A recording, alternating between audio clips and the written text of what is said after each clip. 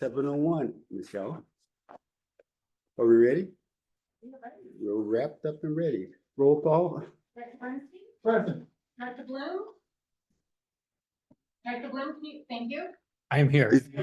Oh, Director Jones? here. Director Crowe? Present. Director Swano? Here. Okay, well, can we stand for the pledge of allegiance, please? Oh. I pledge allegiance to the flag of the United States of America and to the republic for which it stands, one nation, under God, indivisible, with liberty and justice for all. I'm gonna first start with, are there any public comments, Michelle? There are no public comments, unless you would like to receive public comment on items not on the agenda. So Seeing none, seeing none, then we'll move on. We're gonna rearrange the order of our agenda for the special occasion, for the special person that we have before us. But first I want to turn over to the chief and introduce our new hire. Perfect, and we might even pivot again if Supervisor Gaucher isn't here yet, but we're trying to move my fire chief's report to the end of it, but we'll just be flexible. So first of all, thank you everyone for being here. It's a really exciting evening for us because we get to honor an outgoing dear friend of ours and an incoming new friend and member of our family. So with that, I'm going to just briefly introduce our new Fire Marshal Gage Schleiss, who we have borrowed permanently from San Bruno Fire Department, or the City of San Bruno, I should say, and San Bruno Fire Department. And with that, I'm going to just turn it over to Gage, and he can introduce himself, just share a little bit about himself, and you can set eyes on our new fire marshal, and he can witness what he's getting himself into too late. Well, thank you. Chief, everybody else who's here. I will learn everybody's name eventually. I apologize in advance. I don't know him yet. But once again, my name is Gage Schleiss. I start tomorrow, my first day as Menlo Park Fire District's fire marshal. A little bit about me. I started my career as a firefighter back in 2003 in Southern California as a seasonal firefighter. I went through the ranks, firefighter, engineer, captain, and then I transitioned to the fire prevention realm, where I was in San Bruno as a fire marshal. I was in San Bruno for the past 7 years as a fire marshal. So I come with a little bit of experience running a department. This department is a lot bigger than where I came from. I'm looking forward to those challenges. So I've done and been to a lot of places in the state, from Southern California all the way to Northern California, different departments. I have a nice background in all things fire, from suppression all the way to prevention. That's the past. More present is I am here. I currently sit on a couple different boards and committees. I sit on the planning committee for an organization called CFPI, it's California Fire Prevention Institute. It's a conference, the largest in the United States for fire prevention personnel in Southern California. It's in Santa Barbara once a year. I sit on the planning committee for that, and I also just got elected as a member at large for the International Association of Fire Chiefs Fire and Life Safety Section, which is an international organization, just to, see what's going on nationwide as well. So I'm sure there'll be a lot of questions at one time, so please feel free to ask them whenever I can talk to you guys. And thanks for welcoming me here today. Thanks for hiring me. Appreciate it. We're glad to have you.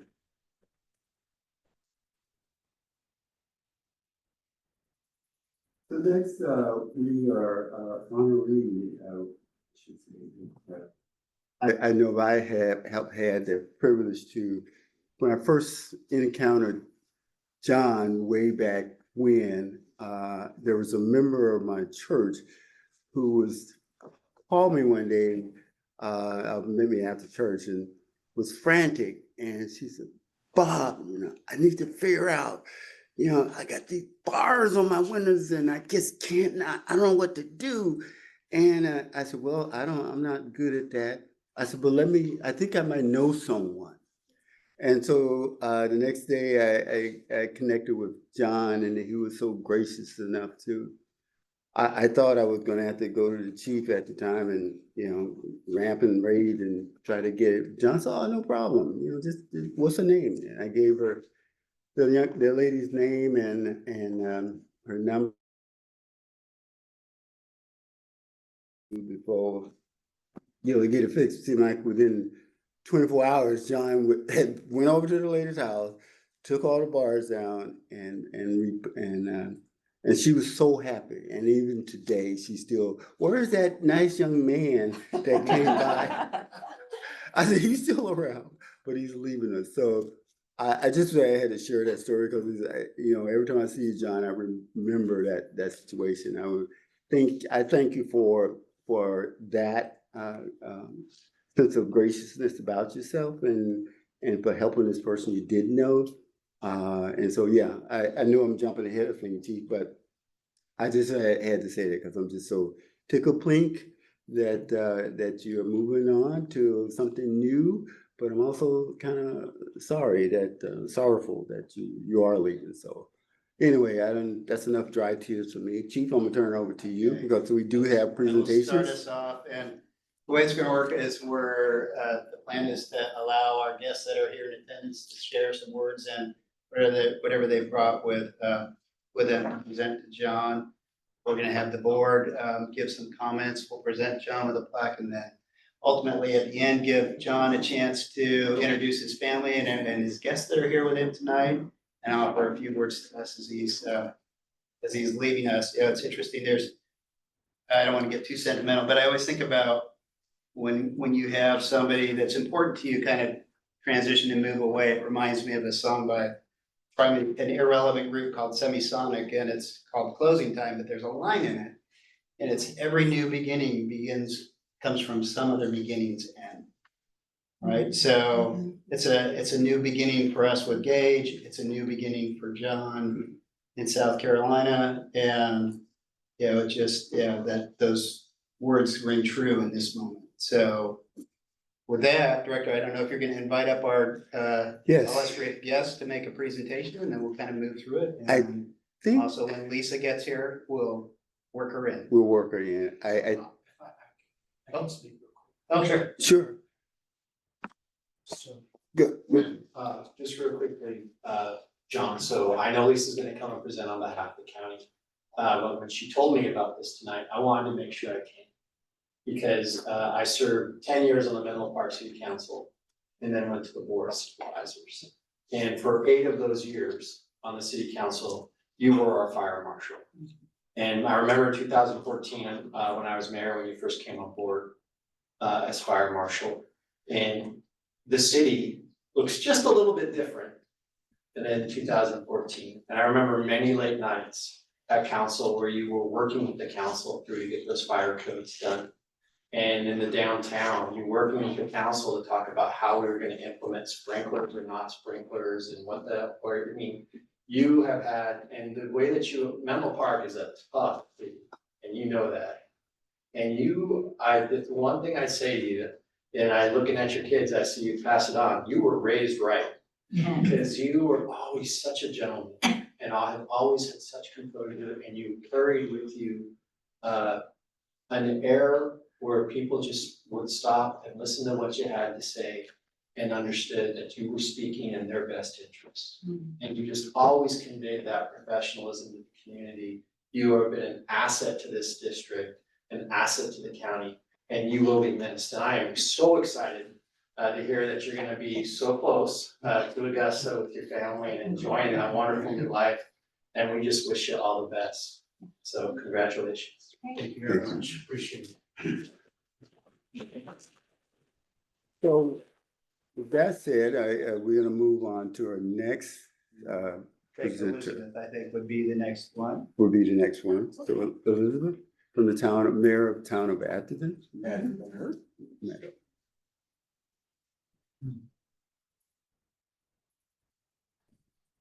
I have a couple of things for you, John. So I was elected on city council in 2008, and so, we got to meet all of our fire district people. And John, again, I'm gonna echo some of what you've said, is that he always was very calm and helpful. And you just felt that, he's gonna do the best for you. So I have a few words that our city clerk and our city manager and I put together. And can I read this? Sure, Would you absolutely. mind? Go for Okay, it. I'll read it quickly. The Town of Atherton proclamation in recognition of John Johnston's career with the Menlo Park Fire Protection District and service to the Town of Atherton. Whereas the City Council of the Town of Atherton recognizes the career, service, and contributions Fire Marshal John Johnson has had with the Menlo Park Fire Protection District, and whereas Fire Marshal Johnston began his career with the MPFPD in July 2000, with experience in firefighting and a bachelor's degree in biology from Pepperdine University. And whereas he began as a fire protection specialist with a passion for public education and community engagement, completing the district bars on windows safety. There you go. You went to the right guy. And program, and helped to reduce firework activity by 50% by partnering with the local law enforcement to crack down on activity. And whereas John Johnston was promoted to fire inspector / investigator and later to fire marshal in 2014. In his career, and he has performed construction inspections, plan reviews, hazardous material inspections, fire investigations, code enforcement, and more. And whereas Fire Marshal Johnston has had a decorated career serving as the California representative for the Home Safety Council, leading to Vision 2020, Northern California Fire Protection Prevention Officer, Public Education Co-Chair from 2003 to 2007, and San Mateo County Fire Prevention Officers President 2012 to 2016. Menlo Park Golden Acorn Award in 2009, San Mateo County Lions Club Service Award in 2009, and is a National Fire Academy graduate. I don't think there are any other accolades that you could have gotten. This goes on. So it's quite an accomplishment. And so whereas John has shown a commitment to furthering the profession by assisting with developing the Mission College Fire Prevention 2-year degree certification and internship program. And now, therefore, as the mayor of the town of Atherton, I'm so proud, and on behalf of the Atherton City Council, I do hereby extend our congratulations to John Johnson for a remarkable career and his dedication and service to the town of Atherton. So thank you so much.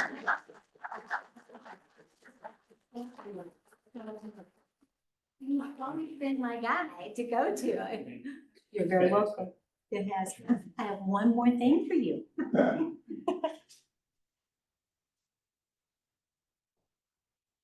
So, a proclamation is a proclamation, but this is a plaque. And it says it's the town of Atherton's symbol, and it's for John Johnson, Fire Marshal, Menlo Park Fire Protection District, in honor of your service, dedication, and commitment to the town of Atherton. The City Council awards you with this plaque of recognition. From July 1st, 2000 to May 15th, 2025. It's remarkable, 25 years. It is. That's That's amazing. It's a whole quarter century. You know, it's more than 25 years old.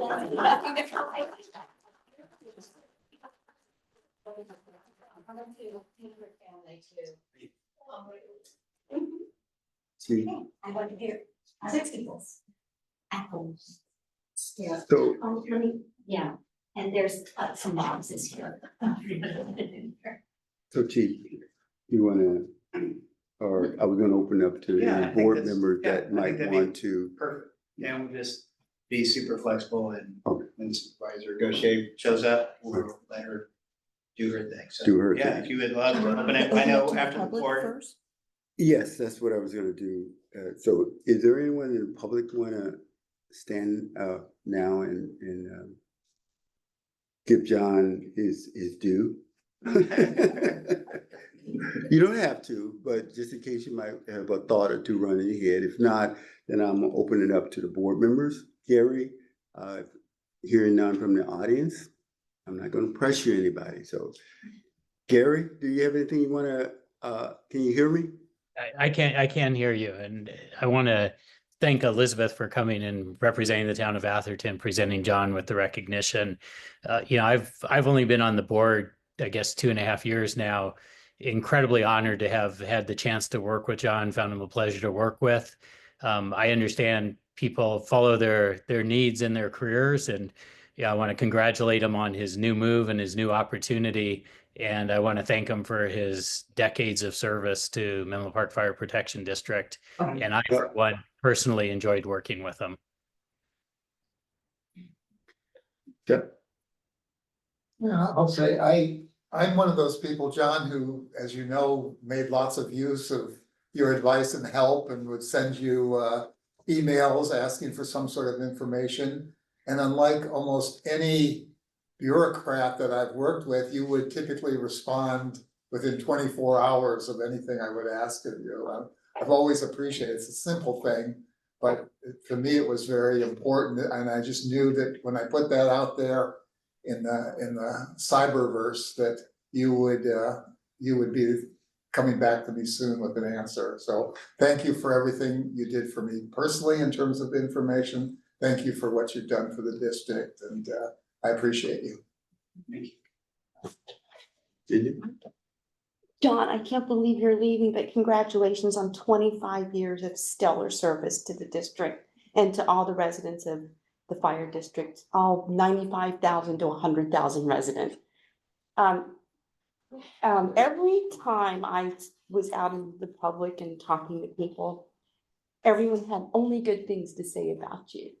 And I think that is the best thing that you can have as a public servant, which you are. And they trusted you and they sought your advice. They loved your demeanor. They loved what you did and all the things that we've done to expand the fire prevention department. And a lot of that is thanks to you. And so everyone's sad, right, to see you go, but everyone's excited at the same time at the opportunities that you and your family are gonna have in South Carolina in your new home. So you better not be a stranger still. So we're there, they're gonna be like, can you call John and find out what's happening here? And I'm like, okay, and I still have your cell phone number, right? So, but anyway, thank you so much for all of the things you've done for the district, for the residents, for your staff, building the staff, managing the staff to be, I think, the best, and just working with the changes in Menlo Park, for example, like with the Facebook development, the Facebook project, and handling all of the intricacies of the ordinances, from all the development issues that we're dealing with now to weed abatement. We have weed abatement on our agenda, and that's an integral part of what we do. But all of it is thanks to you in terms of making this the best department that we can possibly have. I know that Mayor Combs wants to present something to you, but they've got a meeting tonight, so they haven't forgotten you, and they appreciate everything that you've done. I think they're going to be here for the taco event for you to be here for you. But thank you again for everything you've done for all of us. Thank you. Right. John, what can I say? You're a true professional, you're a role model and a mentor to your staff and to all of us here. I mean, some huge shoes you're gonna have to fill when you're taking John's place. I just want to thank you as a board member and as a person of the community. And ever since I've been on the board since 2011, you've been stellar. And, you're one of the reasons of many why people think the Menlo Park Fire Protection District is one of the best. So thank you, John. I don't say what I had to say earlier, but there's always more to, when there's a person of high character and moral conviction, there's always something new that you learn about a person every time you encounter them. I look at your family, they all got you written all over them. From the eyes, the nose, cheeks and everything. It's never a goodbye. But it's always when you say goodbye, you just think about saying hello again to that person some other day. I know you're not gonna be gone too far, just cross country, but it's too far. That hopefully our path will cross again. And thank you from, I know the people I work with a lot in East Fall also that have, because people always ask me, you know, where's that nice young man? You know, I said, well, he's still around, you know, he's just busy, you just can't see him, you know. And so on behalf, you'll get this from them again next week from the city. But I just want to thank you very much for all the work you have done in that community and throughout our district. So enjoy your trip. Chief? Finishing up here, John, if you could come up here, because I'm gonna say just a couple things and give you this commendation on behalf of our board and fire district. And then you can introduce your family and share a few words with us. You know, from my perspective, you just have steadfastly protected our community and protected our firefighters each and every day. That's been your mission. When I came here, I mentioned to a lot of people about the 5 things that were really important to me in an individual. And at the top was always competency. That just was a must. And then the second, and I'll leave it at the second because this is just your magic sauce, was the ability to build and sustain relationships. And I mean, that's so important for us with our cities, with our developers, with our large corporations, with our nonprofits, with our staff, and with the community. And you have just been exceptional at that, and it is your gift. So thank you for making Menlo Park your home for 25 years. We're fortunate to have had you for that. So for that, I'd like to present you this commendation, and I will see you at the target. Sounds good. Thank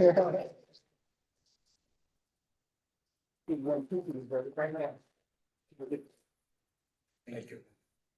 Thank you. You want a picture with us in the middle? Yeah. Yeah. Okay. We'll come Oh, you out, gotta like get this, over- so we'll come out there. Oh, yeah. Okay. we want-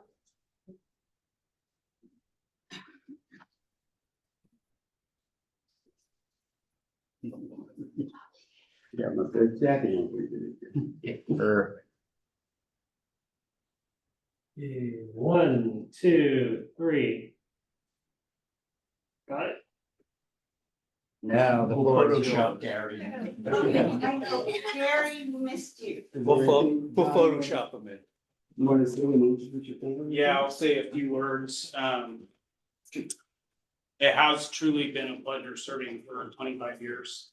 As I say, behind every great man is even a greater woman. I like Meredith. Just supporting me so much. Sacrificed a lot of weekends, nights, different things. Daughter Kristen. I have 4 kids, only 2 of them are here tonight. Our new daughter-in-law, Noelle, son Connor, who's pursuing fire service now himself, which is awesome. And then I got my father, David.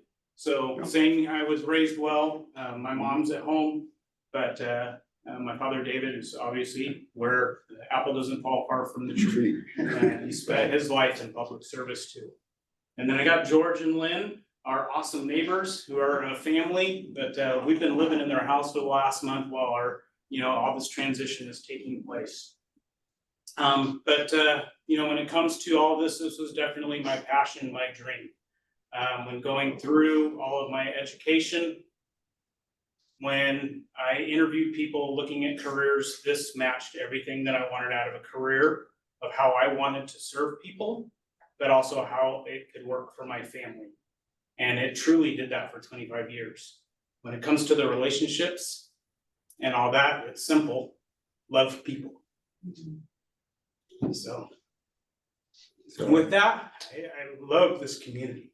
And I know of this community, I know it better than the one I live in. because I've spent so much time here. But the nice thing is, I know there's legacy stuff that's left here through the pancake breakfast, the education programs.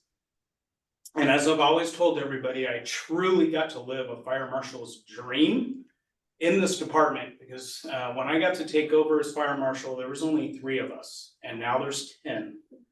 And it's meeting the needs of the community in so many different ways. And now we're building this community risk reduction department that is meeting the future of the fire department and where we're going to serve communities, and truly understanding our communities and understanding, you know, where that need is and how we need to go and reach the community, whether it's a different deployment model, whether it's education, research, and then actually going out and making that impact and evaluating it. So I'm really excited. And I will say, Gage does not have shoes to fill, because I'm taking my shoes with me. That's a good one. So, What size shoe are you? Gage has his own shoes, and that is actually something that was important for me as well as the district. I am extremely comfortable knowing that Gage, he himself is a leader already in this industry, and I know he's gonna do an amazing job. I know that he loves people and he loves what he does. And so I'm super excited to see where Gage is gonna be taking this division and serving this community over the next handful of years. And yes, I'll be watching, and yes, my phone will always be on all of you. Because when you're connected like this, it never ends. But I'm truly excited about the next adventure that my wife and I have. And I just really love the opportunity. And thank you to the town of Atherton, and we've got East Palo Alto and Menlo Park. It has truly been a pleasure, and thank you. It has been a dream.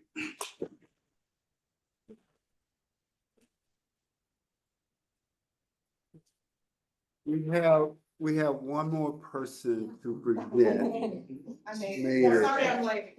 Supervisor Lisa Gautier, and so Lisa, I'm gonna turn it over to you. We've just kind of been beating. Thank you, beating sorry John I'm up here, late, but I have another resolution for you. Again, I'm Lisa Gaucher. John, I just enjoyed everything that you've done for our region and our county. I was with East Palo Alto for 12 years, and showing up and making sure East Palo Alto.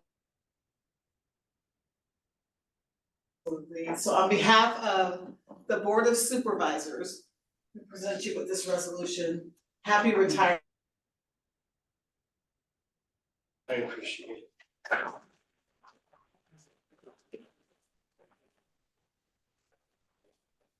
What's this? Party just started, yeah. One quick thing, because I always forget, first of all, Meredith, are you gonna let him hang those up in your house or? in his man cave? Okay. Got his own little man His own cave, garage. his own little man cave somewhere. I always forget, as people are retiring, to really thank and appreciate the most important people. And, especially in our line of work, when we're just always gone, and especially in this organization with the commitments and everything. Thank you to all of you for letting us borrow your father Next. and husband for 25 years. So we are giving him back to you. I'm gonna turn over the pink slip. He's still got a few good miles left on him. There's a few bumps and dings here and there, but enjoy and thank you all for your sacrifice, and thank you, John, for making the difference. Yeah. Thank you.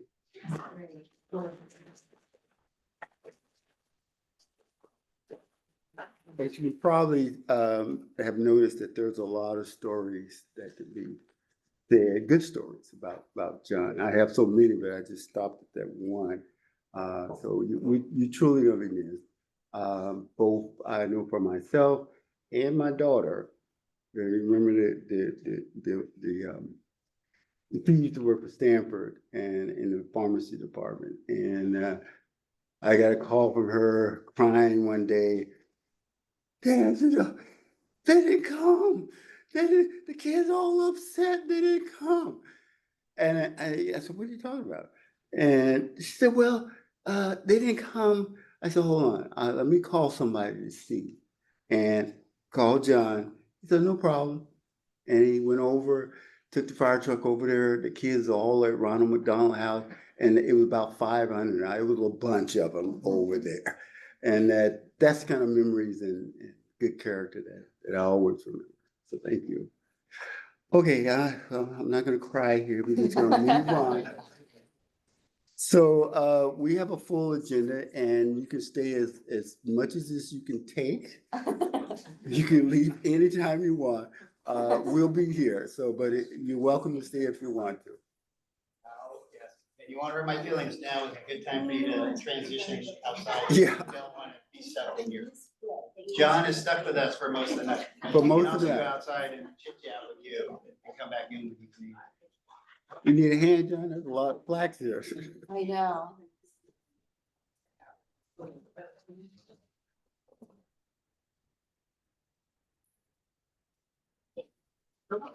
The meeting's over now.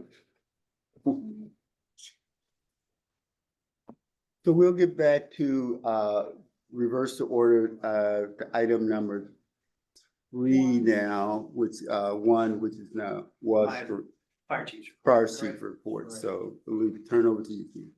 Thank you, Director Jones, members of our board, members of the public, and new members of staff, and existing members of staff. I think I covered everyone.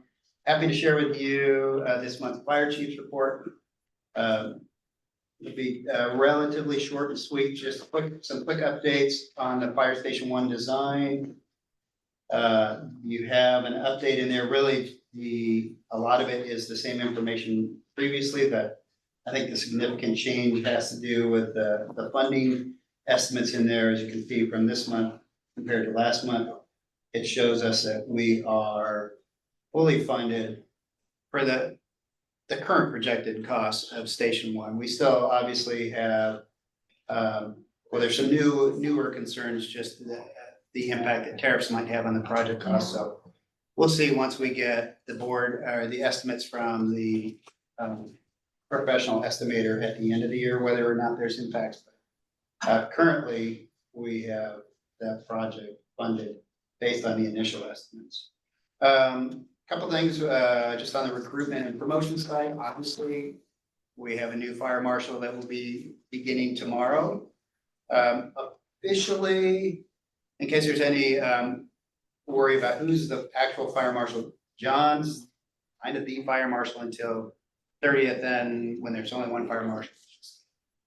Yeah, sorry for the confusion, but the value of us having this 2-week overlap, thank you, board, for supporting that. Super valuable. Like I mentioned before, probably the most important thing that fire marshal does is having relationships. Right. And those hard to do via email and over Zoom, but in person. And I know Gage has a full calendar in meeting just about everyone he can over the next 2 weeks while John's still here. So, super excited about that. Also, the drone program coordinator that was approved at our last board meeting as a 6-month fixed term position. I'm doing interviews with 3 candidates on April 28th. Battalion Chief Mike Stahl, who's been intricately involved in our drone and UAS programs, will be assisting me on that. Other items, community engagement, still things going on there every month. We just had our latest CERT Academy finished up and graduated this past Saturday. We had 21 new members that were also sworn in as disaster service workers, a really good class. Nice thing is it was a lot of diversity in the communities that were represented and in age too, young to old, which was really great to see. Our team in the risk reduction and community engagement certified 20 staff members at the Four Seasons Hotel in first aid and CPR. Taught a hands-only CPR class to Sacred Heart School. School group stuff, this is a lot of what Amandeep does, is there's a station tour for Sacred Heart School for 20 students. Menlo Special Ed visited Station 1 with 25 students. A walk to school event we participated in with an engine tour with 40 students. We had Station 6 had a presentation to the Menlo Chinese School with 20 students. There's a Las Lomitas school presentation with over 500 students and 12 teachers, and then Little Angel preschool presentation with 60 students. still continuing on with good connections with our community. The fire response analysis report, nothing specifically to share with you on that, except we're working on making some modifications just to the report format, and I'll also be providing some more description in here about what we're measuring, so we can eliminate confusion and be really transparent. Also, separately from that, and it's on my outstanding staff reports, is we will revisit the analytics report with our board and also talk about different metrics, so that is still on there. That's separate from the changes. Just a quick update on new developments. I think this is always on our minds, just really quickly, as far as 80 Willow goes, that's the project over there at the old Sunset Magazine. That one is currently going through the CEQA process with the city of Menlo Park, in that they have put out an RFP for a consultant to do that. So that'll be a long process. Nothing's come to us as the fire district yet. Some history and timeline here. The last things there was the appeal that was heard by the city of Menlo Park, that city council was denied related to the planning commission's approval. The council also determined that the project was exempt from CEQA, so they are not going through that. Currently, this stage that they're in right now is the developer seeking funding. Assuming there's funding, they'll create actual working plans that will then come to the fire district for reviews and approvals, or sending it back if it's not.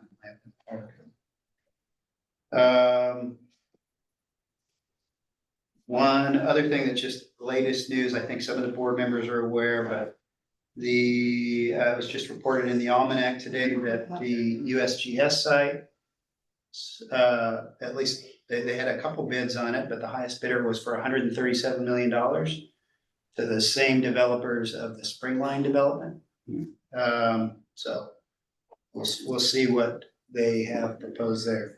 What is the Springline development? Springline is over on El Camino that was kind of a mixed use development with residential, and it's got the restaurants underneath. Yeah, Gone like along El Camino, it's got The Burmese Near- restaurant. like Burma Vermila, Love's Che there, Pico. yeah. Oh, yeah. It's down across kind of from the old Round Table Pizza, the Yeah. original one. Or Safeway? It's further down Further down. towards Redwood City. Oh, okay. It's a big development between the train tracks and the El Camino. Hundreds and hundreds of like residences, apartments.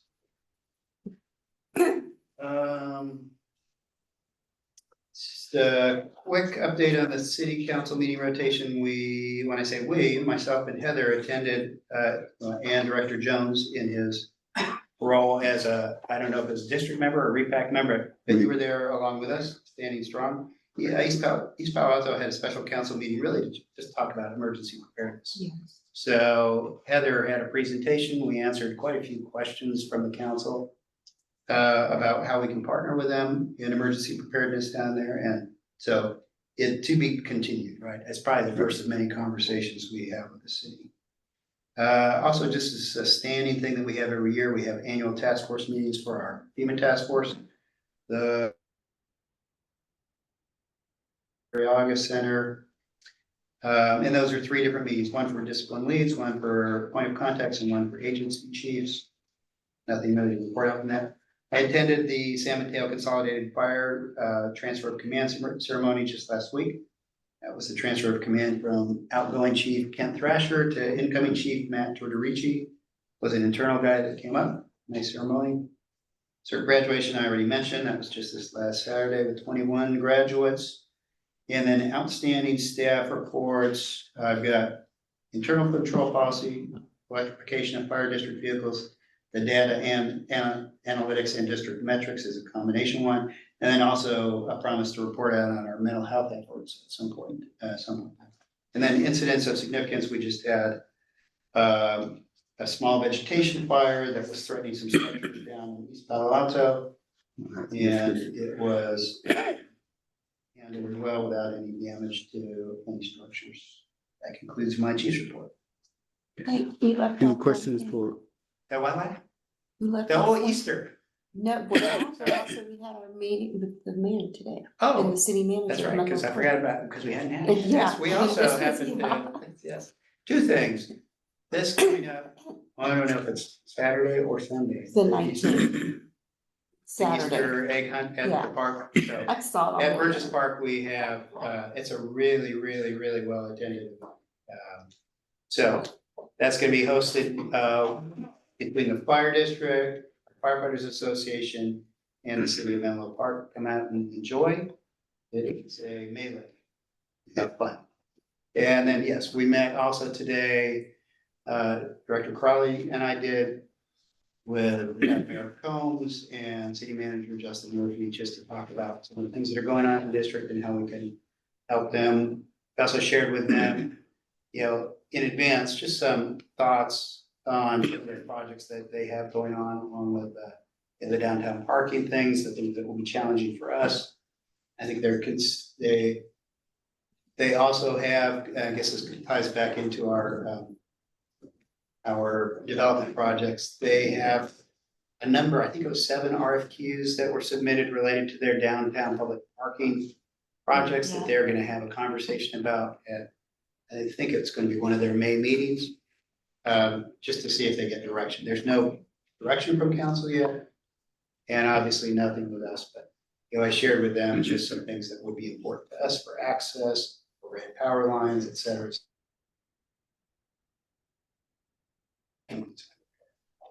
any questions for the chief? More Yes. I had one, when you mentioned about the funding of Station One, and you said the uncertainty of the tariffs. Were you talking about the stock market, or were you talking about things we need to import? Yeah, it would be steel, lumber, those things, right? So, Material. We got a lot of Which would recalls. affect the cost of the sure, project, right? it could potentially have significant costs, but as we know, there's a lot of, a lot going on, so we're quite a ways out, but we'll see. Hopefully it's settled down in the next Yeah. couple of years. Rob, do you have any questions? Gary, you have any questions for the chief? No, I have no question. I would just comment on, since we talked about Station One real quick here, I won't have to repeat it later. The point we were trying to make is that the budget that's set is based on kind of current pricing. By the time we actually get to construction, the market could move on construction pricing, whether it's tariffs or anything else, just labor costs. So, yeah, we'll just have to wait till we get further into the project. We have updated cost estimates.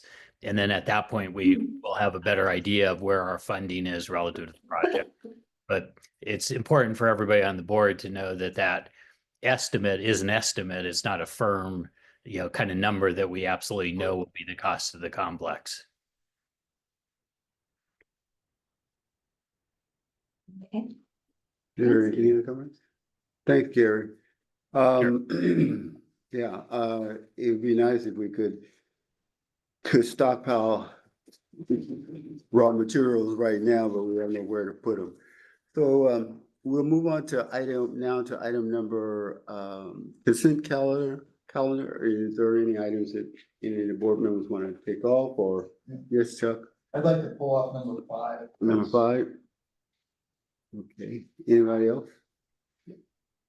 So can I get a motion to approve the the 2 items, item number 4 and number 6? So moved. All section. Been moved and second, I'll roll call, Michelle?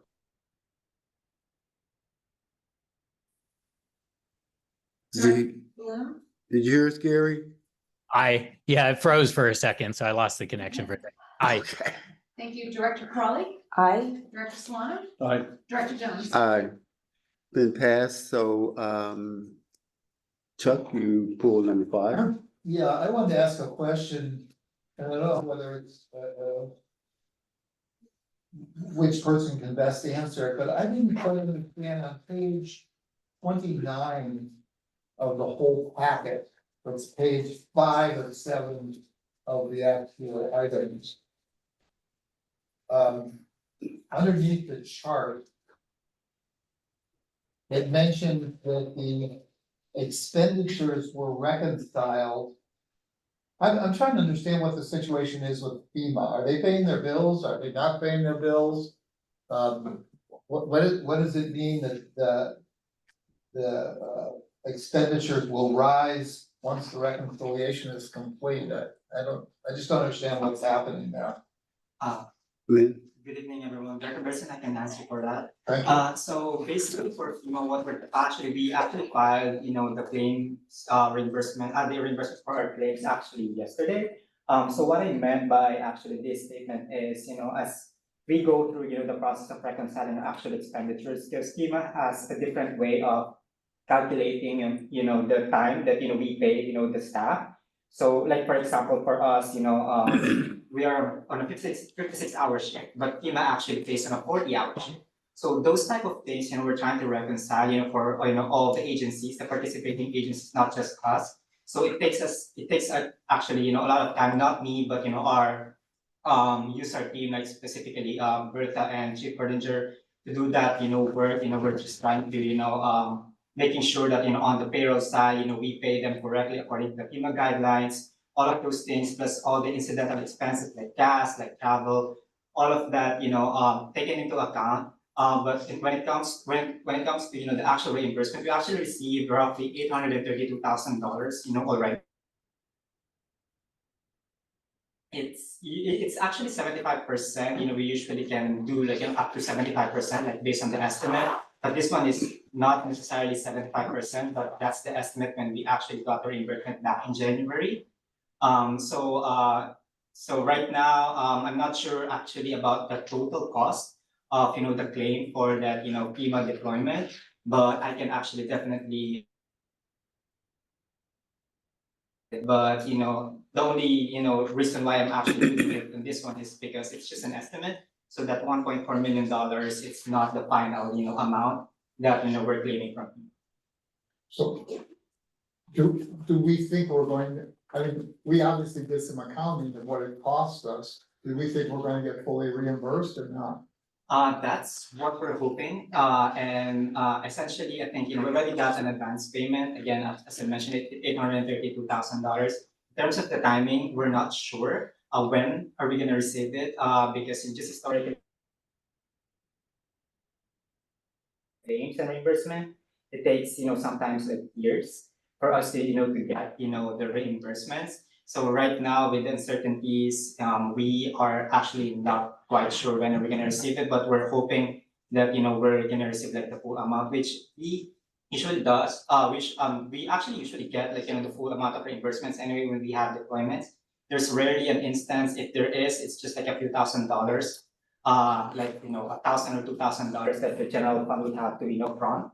But in general, I'm expecting to actually, get, the full amount, especially that, we actually took time to make sure that, all the expenses that we're submitting for reimbursements are all allowable. Would you keep us up to date in your financial reports on what they're doing? Is there any indication at all that this effort toward government efficiency or whatever is going to affect emergency response? There's mixed what they call this, like news or mixed like messages from that, but we're not really I'm not entirely sure. I don't know if the chief has some insights on that, but There was early on concerns, especially when initially they shut off access to our draws, but I think it was just in the midst of all the turmoil, they just paused. So there's not been any internal messaging from any of our sources that indicates that we won't get fully reimbursed for our deployment, or that the task forces or that funding from that portion of FEMA will go away related to the support.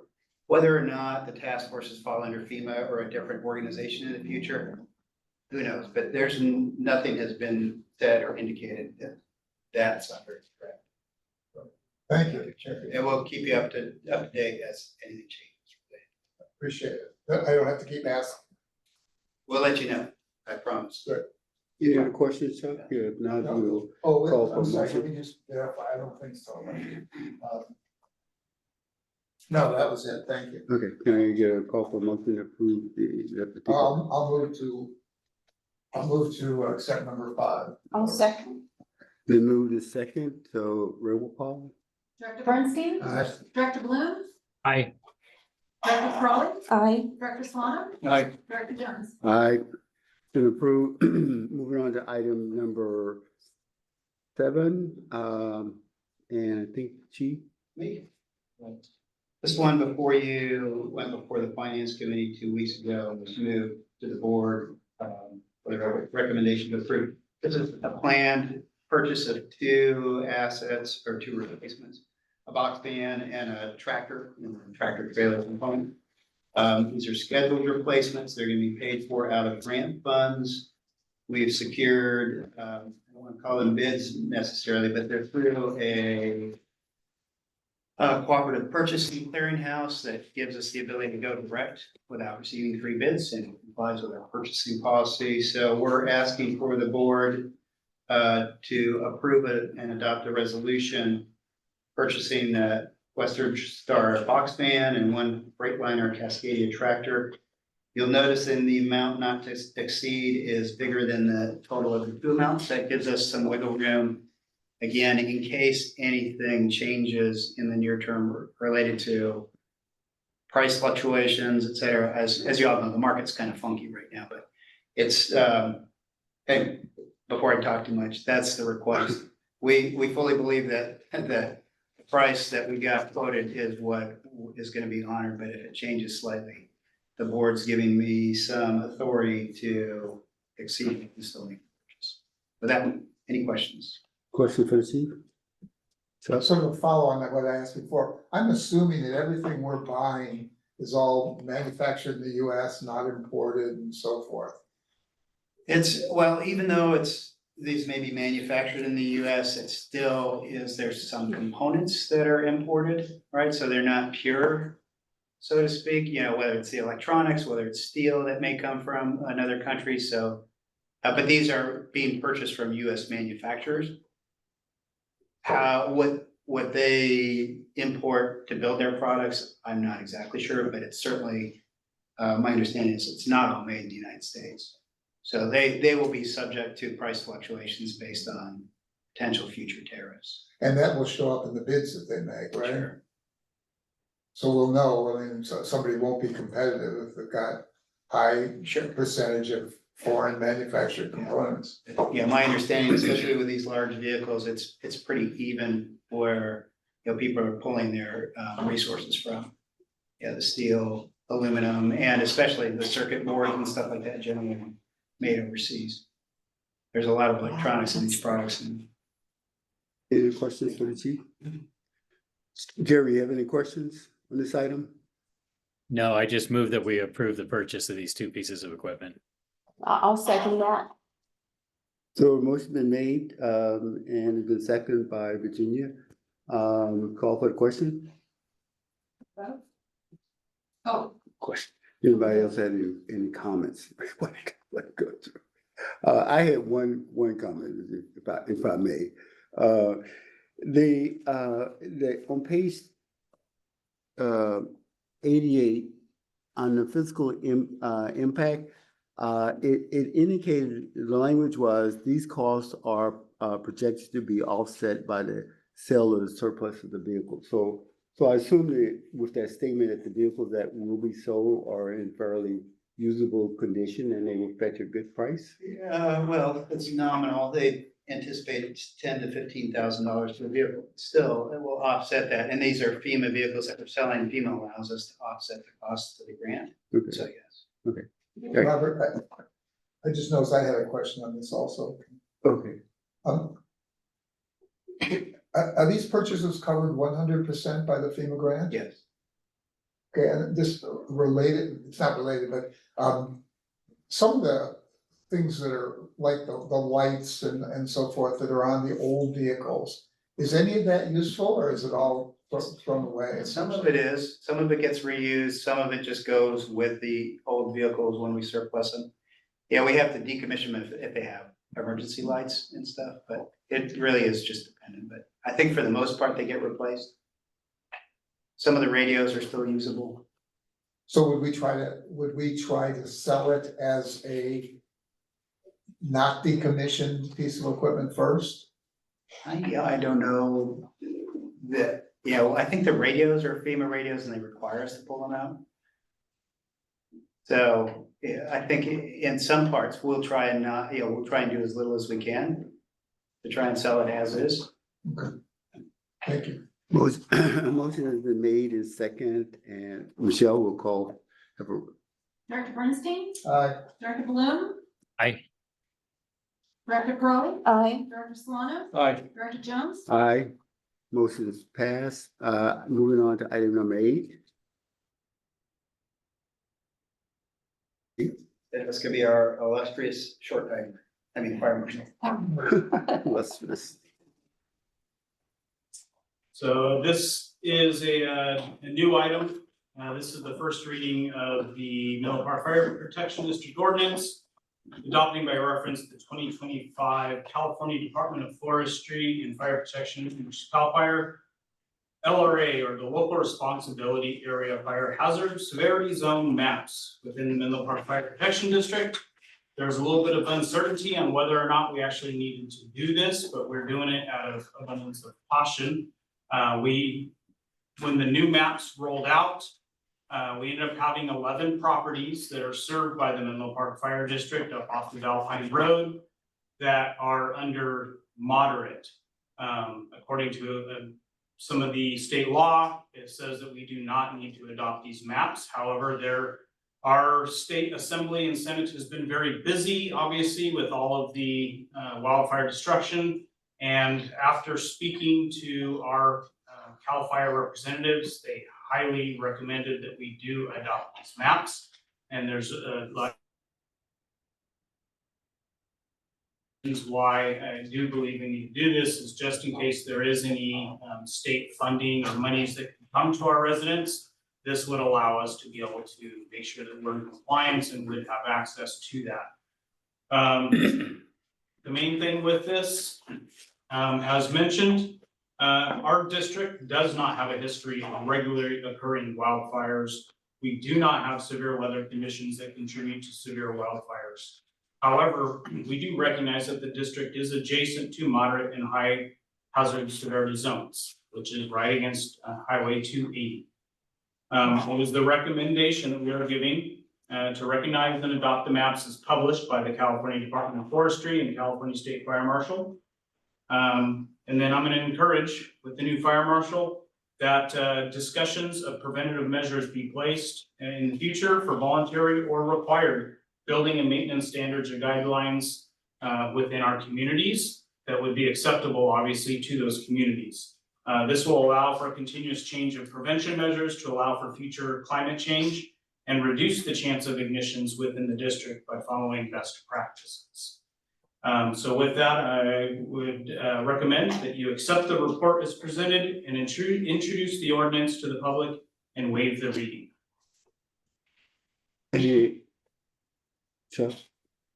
I don't want to be the one that always starts. You want to start with the other? Well, let's get a motion on the table first. and I'll then- move. Motion's been made, and is there a second? I'll second. And it's been second.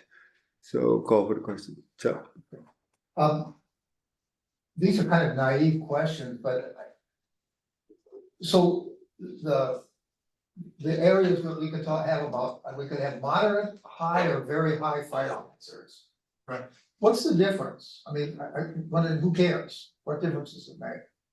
It is a measure that the state of California is using as a likelihood of what kind of fire could occur in an area, depending upon topography, weather, again, reoccurrence, and fuel loads. And so when you look into doing any type of building in those zones, they want to know whether or not you have a high chance for insurance reasons, but also so that if you end up putting human life in habitable structures in those areas, that you now have to follow certain building codes and prevention measures to enhance the chances of the fire department that is serving that area to be able to provide structural protection safely and also to be able to save life if necessary. So do the building codes change? Yes, Oh, I didn't know, that's what I was kind of asking. So there's different building codes depending on what the label is. yes, once you reach high and very high, there's what's called chapter 7A in the building and fire codes that become applicable, which totally change how you build a home. And we could, if we wanted, as I understand, it, upgrade the label, but we're not allowed to downgrade the label. That's correct. And is there any reason that we should consider upgrading some of these areas? The reason would be if you knew something, like if there's something that the state missed, like if we knew that we had frequent fires or a change in fuel loading or topography that was missed, then we would look into considering changing that. But otherwise, if we did that, you're really gonna affect homeowners insurance. So that's another, so insurance companies use this designation? They can if they want, but they actually have their own system, Their risk table. I see. but it's another tool for them to use. And when we approve, so here's what I was confused about, when it talks about fiscal impact on page 130. It says, no code impact is required, no mandatory inspections are required. I thought that meant that it didn't change any codes, but Correct, so our moderate does not change any code. If that moderate area changed to high or very high, then code changes would occur, which increases construction costs. And then we would be required to have mandatory annual inspections on all of those properties. But with this map that we are adopting, there is no change for us. we have a higher risk out in like the Weekend Acres area. It's called moderate. The state says that moderate does not have a change. In building codes. Correct. Ah, okay, I'm trying to understand what, so when we approve this, what are we approving? I understand we're accepting this. Are we certifying something or are we just saying, oh yeah, we've heard about The this? state is requiring that we adopt their maps and they're also requiring that we provide a local map. And that's gonna be provided back to the state, so we are following a state requirement by doing this. Can you fill me in? I was reading something which I didn't really understand about some maps that are in conflict right now, that this is group Cal Advocates or something that is sponsoring certain maps that are different from the maps that Cal Fire has approved or something. Are you aware of that? I don't know anything about it, but if I did, I'm only gonna speak to what we're doing by state law. So- Okay, I'll get a copy of that. It sounded like there was some battle going on around maps, and I just wondered who's generating the battle, why is it there, are we gonna be in the middle of it? Is approving this somehow taking sides in all this? No, we're just fulfilling state law, which is requiring us to do this within 120 days of the maps being released. And Chief, do you know anything about that map? I don't know, I know there's anytime, and this is happening here even locally in San Mateo County. Anytime there's significant changes, and I know a lot of our neighboring jurisdictions went from no fire hazard to very high. It creates a lot of concern and questions and battles, if you wanna call them that. I know I was speaking with a couple local fire chiefs who actually had their, I think it was either their high or very high areas downgraded to no hazard. And I don't know that there's a battle related to that, but it's generally, people are concerned about costs and insurance cancellations and the impacts. Because the impacts are significant if you're now in a very high. Yeah. When it comes to remodeling or a defensible space, all kinds of things, it can be a costly venture for sure. So that's usually what the conflict ends up being. Okay, I'll send you the Sure, article I'm talking about. I'd be interested in reading. Okay, thank you. All right, thank you. Motion has been made. Got a question? Yeah, I Mhm. just have some comments, actually. Thanks for preparing this, John. I was looking at page 130 under the discussion, the first paragraph where it says, However, we do recognize that the district is adjacent to moderate and high fire hazard severity zones, so is that like Woodside Fire Protection Yes. District? Is there urban wildlife interface, and they're like Right. literally our next neighbor. But- It is, the nice thing about them though, they actually are one of the areas that area got downgraded. Okay, so that's near Ladera? I don't Okay. know specific, but I just do know that from what was before, they actually got downgraded a little bit, which is Yeah. nice for us being adjacent, but it Yeah. is still adjacent. We need to And- be aware of that. Yeah, and then also, county fire is part of weekend, they cover like about 40% of weekend acres. So I'm looking at this map here, which is, I guess, this localized upgraded map for us for the moderate level. Yes. Is this just ours or does this, where does the county, if it does at all? County moves everything outside of our Of this little yellow? stick line there with the 11 properties. Oh, it's right here, okay, So those okay, 11 properties in that stick, that's the Menlo Park Fire District line. okay, which I County, wasn't the sure. county does the rest. Okay, got it. And so the county is making their own map that has everything except our little stick. Okay. Is it gonna eliminate the stick? I mean, so do we have to do this, or are we're just aware, I guess, of what. This is the happening? public's, what this is doing is the public is now aware that the Menlo Park Fire District has this area. If the public wanted to speak and say, you know what, we want it to be at a higher level, then you have an opportunity to listen and see.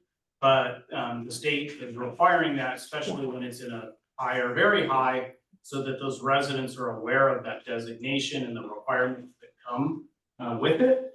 And it gives it, with the public reading, now, there's this time period that the public can have some feedback. So But question, they're not urban wildlife in the county fire part of weekend acreage is not like Woodside Fires designation. It's moderate, just like that. Okay, so they're not UASC, right, or the urban wildlife Urban wildlife interface, that's not, Well, It's not- it's designated as moderate, so, John, but know, there's no changes to the building Yeah, codes yeah. or safe requirements. or But they, anything. okay, because talking to some of the Woodside, well, not Woodside, but Ladera residents have just talked to me about like how they have a higher standard in terms of defensible space requirements possibly, Correct. right? And Yeah. so that's why I'm asking for this area, are they under the same designation as Woodside Fires for urban wildlife interfaces that? No, because Okay. that's not part of Riverside Fire District. But it's the same terrain almost, right? Yeah, that's one of the reasons why the state is making the change with this Okay. now, because before it was designated, the state only did their areas, and then they left the rest up to the local. With these new maps, now the state's saying, you know what, we recognize that these borders and stuff don't make sense, and we're now doing everybody. And that's also a reason why they're now requiring us to adopt these maps, Yeah, because they're okay. saying, whether you said it was higher or lower, this is what we're saying it is. Okay, thanks, John. Thanks, John, Robert. and yeah, no, good question. This stick that we kind of is placed into, what kind of responsibility does the fire district have in terms of notifying these individuals within this stick that's under, I guess, our responsibility? Do we have any responsibility in terms of trying to educating those 11 households about the clarity of, zone that they're in? Or is there any responsibility we have in terms of? I'll let John answer. I think that's just up to us on what we want to do for these residents and for our own personal aspect of, what are we gonna do on a prevention side for education. And again, that's one of the reasons why we're doing this, so that if there's any dollars that might be available from the state to aid us. I will say already I've seen emails about different projects going on and they're looking for areas. I already threw this entire area out as a possible project area. Because it would be a joint effort between Woodside, Cal And Fire county. and us to Yeah. help clean up this area. I don't know where that will end up. But I think it is important for us to always educate our residents if they're not aware. But I do know that area really likes the naturalness of Yeah. that. And so it will be difficult to try to get change, but now seeing this, it will be an education component. Well, let me kind of maybe approach it from a different direction. Do we have any liability in not saying anything? So technically, by having it in front of our board right now and having this open time at the next is our legal responsibility. Okay, I have a question. So the Oh, answer is sorry. no. I got that part. I got that part. As to attachment C, John, I see the 11 houses that, but who's got the responsibility outside of the areas that were not identified as jurisdictional? So technically, that's CAL FIRE under the county. However, we are the closest first responder us in Woodside. There is no CAL FIRE station out there. Is their station still up on Skyline Boulevard? The closest I think for the- CAL FIRE? I think the closest one is at 92, 280. It is, right? Yeah. Yeah, Yeah, so, they don't- so we're stuck with it. Yeah, okay. So we are their first responder. We're- And Woodside. We're the auto aid, mutual aid. Okay, great, thank you, John. There's no more questions. Motion's been made and Jones, we have public comment, just so you know, Lynn Graham would like to speak. Oh, okay. Yeah.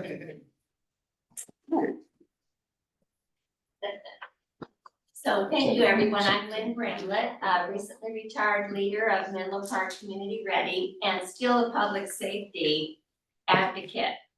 And I want to thank you, John, for all your years of service and welcome you, Gage, too. And I wanted to mention the idea of Firewise USA communities. And this has become my main concern is reducing fire risk. And I have spoken with Councilmember Jennifer Wise over 280. And so she's working to have kind of a similar community wildfire preparedness, but with more of a call to action specifically to become Firewise USA communities. And I know that in Woodside, Portola Valley, they continue to bring more on. In fact, I could almost text a, still there, but a former counterpart. They've had a big effort there and they're willing to help us, and that's a wonderful, help the communities, Menlo Park, and then others that want to. So I think this is a real opportunity to get behind something like that, where it also serves the purpose of the residents know each other. It's an organized program and they're actually doing the work. And I don't know that it's linked with Woodside having its danger reduced, but tangible program, I think there's definitely interest in the area just over the 280. And I hope that's something that, this is a new opportunity to work together more closely. Thanks. Thank you. There's been a motion, second, and Michelle will call for a vote. Director Bernstein, Aye. Director Bloom, Director Crawley, Aye. Director Solano, I, Director Jones. Aye. Motion carries, and we'll move on to item number 9. And Chief, is that you or Francine? I'm gonna kick it off and give it over to Elaine, who will guide us through Elaine. our first look, the board's first look at the budget. We've, started doing this last year, I think, with giving the board an advanced look. This was based on some feedback we've gotten in the past between having one meeting to digest everything. So really the opportunity before you today is Elaine's gonna walk us through this year's proposed budget. And we'll have some opportunity to digest it, ask some questions, and certainly at next meeting even, once. Elaine. So, good evening, everyone again. So as the chief mentioned, this is the first readings of our, proposed, budget. So, we're just going to review and discuss it. We're not gonna do any motions. In terms of, the process, in April, the board meeting in April, we're gonna adopt a preliminary one. And then the board meeting in June, we're gonna adopt a final budget. So we still have at least 2 months to actually work on, the budget, if we need to do so. So going into, the preliminary budget, so I'm just gonna have like a general overview and point out some things that are, I think important to highlight. And then the chief and I will be, open for questions after. So for, our budget, mainly it's composed of like three major, general funds. One's general fund, three major funds. One is general fund, one is CIP, and then one is special revenue fund. So we'll talk about the general revenue fund first. So for the general fund, for the revenue side, what we did is, the approach that we did is, using a best estimate approach. Similar to last year, we projected what we think, we would get in the next fiscal year based on the current information that we. So for fiscal year 25-26, our proposed revenue budget is 95.7 million. It's actually on table 3 on page 138 of the packet. So that reflects a $6 million increase or 6.7% increase from the prior year's budget. And based off that, on page 138 as well, as everyone knows, our biggest revenue, our biggest source of our revenue is actually property taxes. So on page again 138, you will see that property taxes, our proposed budget for that is 87.5 million, which is roughly about 92% of our total revenue budget. So just a few things to actually highlight on the revenue side. One is secured property tax, which is on page 140 of the packet. So for the secured property taxes, this is the largest revenue source for the property taxes and in general as a whole for the district. So for fiscal year 25-26, we're anticipating about $77.3 million in secured property taxes, and this is about 3.8% increase, which is based on the county's preliminary assessment roll. This doesn't really translate to like a 1:1 increase when it comes to the actual revenue, but this gives us an idea, or this gives us an idea of how much would be the increase for the next year's secured property taxes. Could you tell us what page you're on? I'm sorry, I'm lost. What page? I don't see the numbers you're referring to. Page 140. 140. 140 at the Page bottom. 140 of the packet.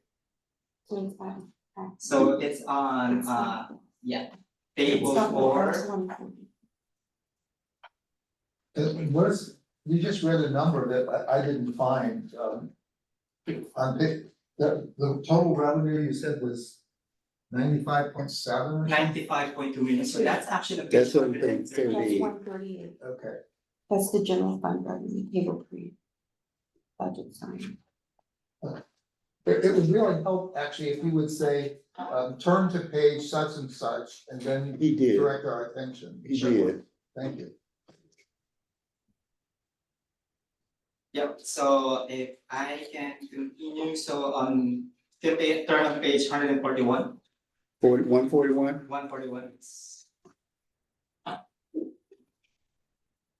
So this is another thing that I wanted to point out is the supplemental tax revenue, SB 813.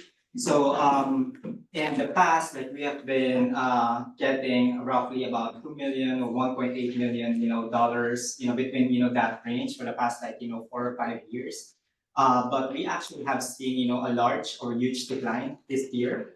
Because of the real estate market cooled down because of inflation, high interest rates, the job layoffs in the area, and that's evident with the property sales decrease during the year, during the fiscal year, and we actually have seen that by taking a look at our current SB 813 revenues right now.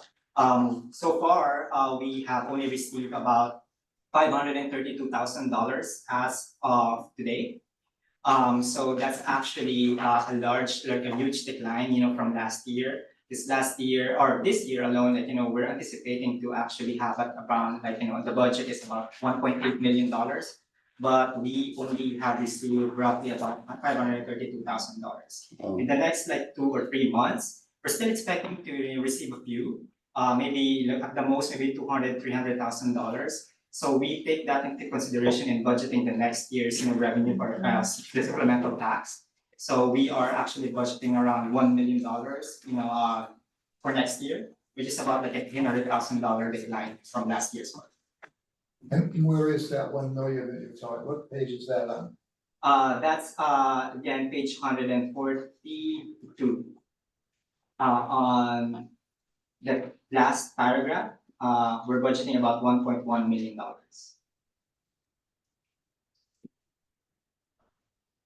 You see it, Chuck? The last sentence, on page 142. Before, Second paragraph. second down. paragraph from the top, Oh, From the top, top of the right page. here. okay, so the bottom of the page, okay. Oh, the bottom of the paragraph.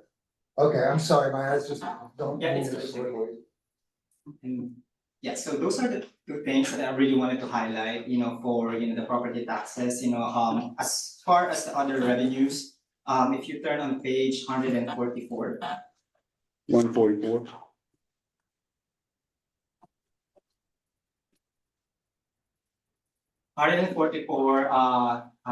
The heading that says licenses and permits. Okay, So for that one, so typically, again, I think in the past, 5 years, we have been getting $1 to $1.2 million for licenses and permits.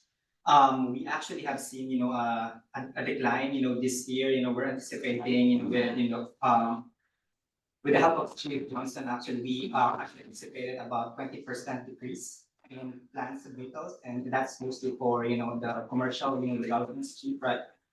So with that being said, even with, the new,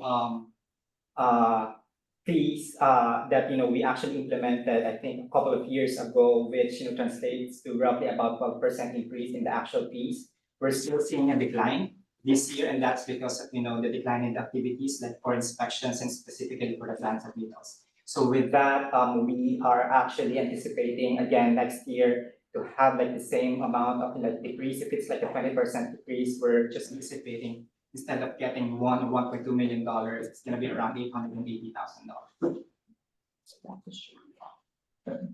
Is that linked to a reduction in staff of 20% also? No, it's, there's no, what we call this, there's no, impact, I guess, I believe with, staffing, you mean, Director Bernstein? Yeah. I will share with you, we let a probationary employee go, he didn't pass probation, and we're not currently filling that, just because Chief Johnson has looked at the workload, so we haven't specifically reduced it, but we've specifically not filled a vacant position because of it's the slower work and the lower workload. I think Makes that answers sense. your question. Sure. And then lastly, for the revenue side, if you can turn on page, it's still actually on page 144. It's letter B, use of money and property. So this is actually the revenue that we are generating from, interest earnings, from the district. So I just wanted to point out that, although so everyone's not surprised, I guess, when we see interest revenues slowing down in the next few months or so. We also reflected that, in our budget, next fiscal year. So with our investment portfolio, we have two major portfolios right now. One's the liquid, and then one is the managed account portfolio, which is the more longer term portfolio. So for the liquid, we're anticipating, with the rate cuts, that's honestly, there's mixed messages as well when it comes to the anticipated rate cuts. It changes frequently from 2 to 4 and then 1 to 0 and then back to 2 again. We try to be as much as, and based on the economic uncertainties and based on what we have, so we're just guessing how much would be the interest rate that we're gonna earn for the next fiscal year for our portfolio. So for the liquid portfolio, we're anticipating about 3.5%, and then for the managed account is we did 4%, to be more on the conservative side, considering we are really not sure of what's gonna happen within the next year when it comes to the interest rate cuts. So question, So can you finish the one that, anybody else have any questions? On that same page, under use of money and property, it talked about earnings and rent from district leased property. Where is that located? So before, Director, Jones, we are leasing the warehouse, Where? to, FEMA, but we're not actually doing that anymore. What is, what we are actually trying to, point out here is, sometimes, I forgot the name, I think it's IBC, they rent out, the space, for some, training, and then we charge them like $200 a day for that. So, that's, what, rent, from the district lease properties is about. Okay. But it's not, significant, they are only here like, for a few days, like a year. But still, worth actually,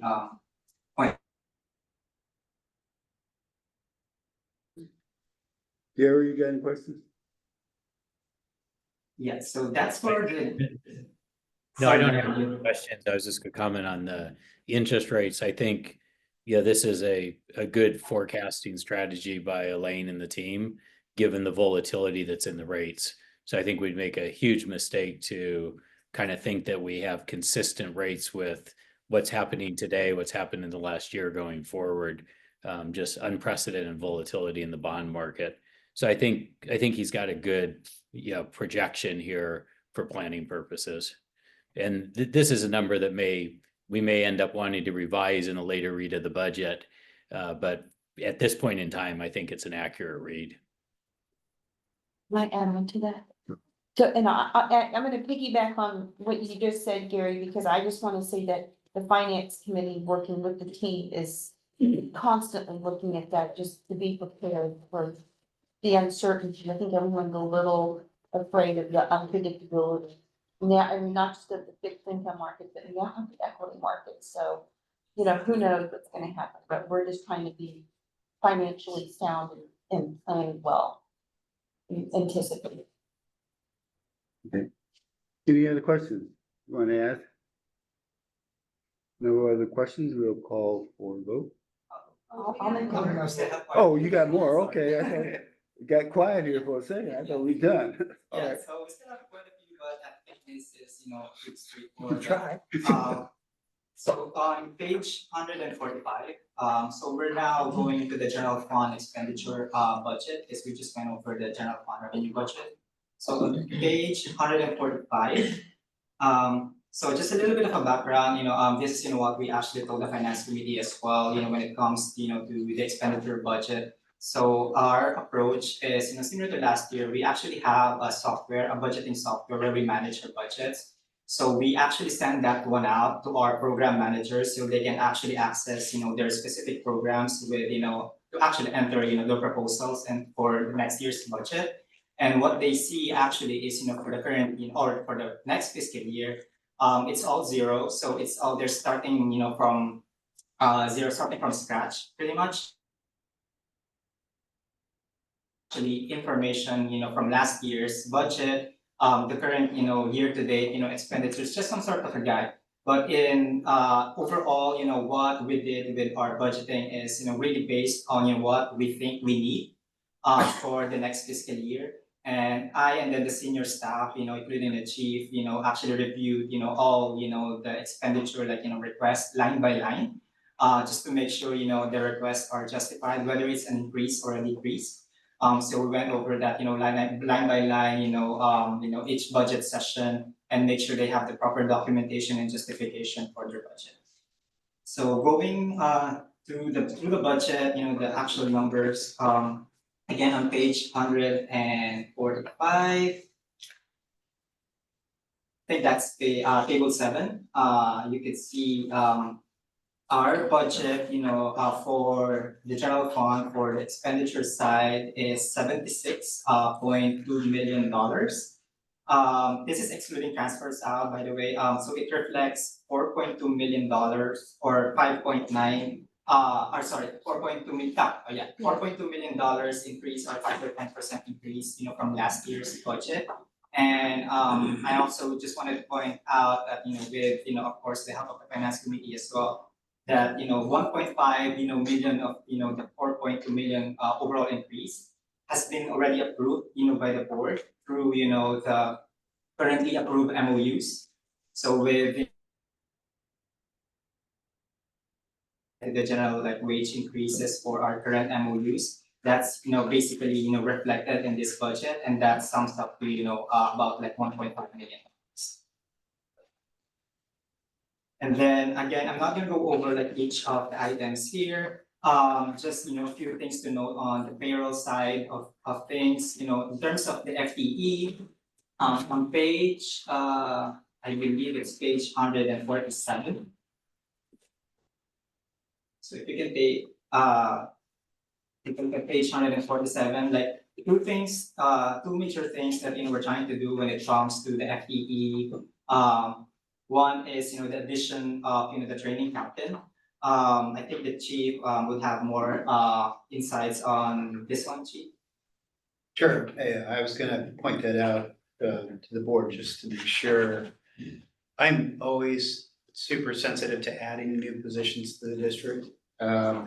This has been one, I was just looking at an email from Chief Alice back in 2022, 3 years ago, when I first arrived here making a request for help in the training division, and I've been kind of pumping the brakes for the last 3 years, and I think it alludes to this in these 3 paragraphs here, that so much of who we are and what we do here as a fire district deals with the level and intensity of our training and the level and degree to which we teach competency with our folks.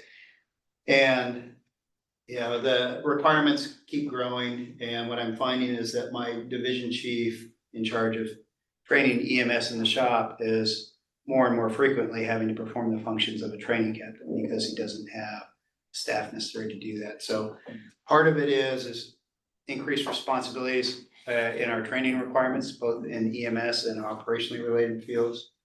And the second one is also trying to give some leadership and supervision to not just training with Chief Alice, but also the shop and EMS, and allow him to kind of keep his head above water and kind of look into the future and figure out if there's some innovative things we can do. So happy to answer more questions about that, whether it's at this meeting or the next. But I think that kind of gives some clarity as to the reason why, like I said, it's been 3 years of asking, and finally I can sense that, we're really at that point where we need the extra help. That's it. So are you saying that person is in the budget? It's in the budget. There's one additional, out of the whole thing, there's one additional FTE. I will say the fixed term position is not showing up, doesn't show up as an additional one. It's one of our currently budgeted positions. We've got a commitment to fill it for 6 months right now from the board, and then possible extension. Or you're talking about the drone guy? Yeah, but that is not asking for a brand new allocation. And I don't, want to get into the semantics kind of thing, but we usually, what we do is we take all of our current positions, they're always fully budgeted. They may or may not be filled. This one's actually requesting that you give us an additional allocation of a training captain. Thank you, Chief. And then another thing for the FTE as well is the payroll function. So starting fiscal year 25-26, we are transitioning the payroll function from HR to finance.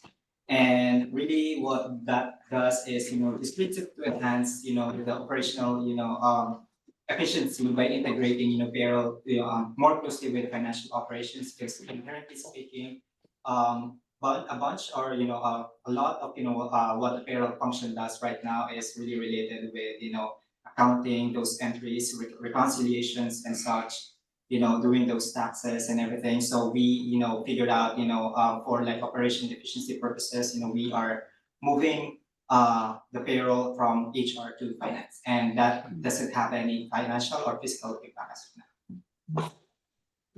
I just want to make a comment. I support that 100%. It never belonged in the HR department. And there's a little history, I don't even know if you know about that, but it used to be in the finance department, the person was doing their job. And some of the personnel didn't like the job they were doing, which was to look hard at expenses. And so they moved it into HR where they felt that people were softer and more giving and so forth.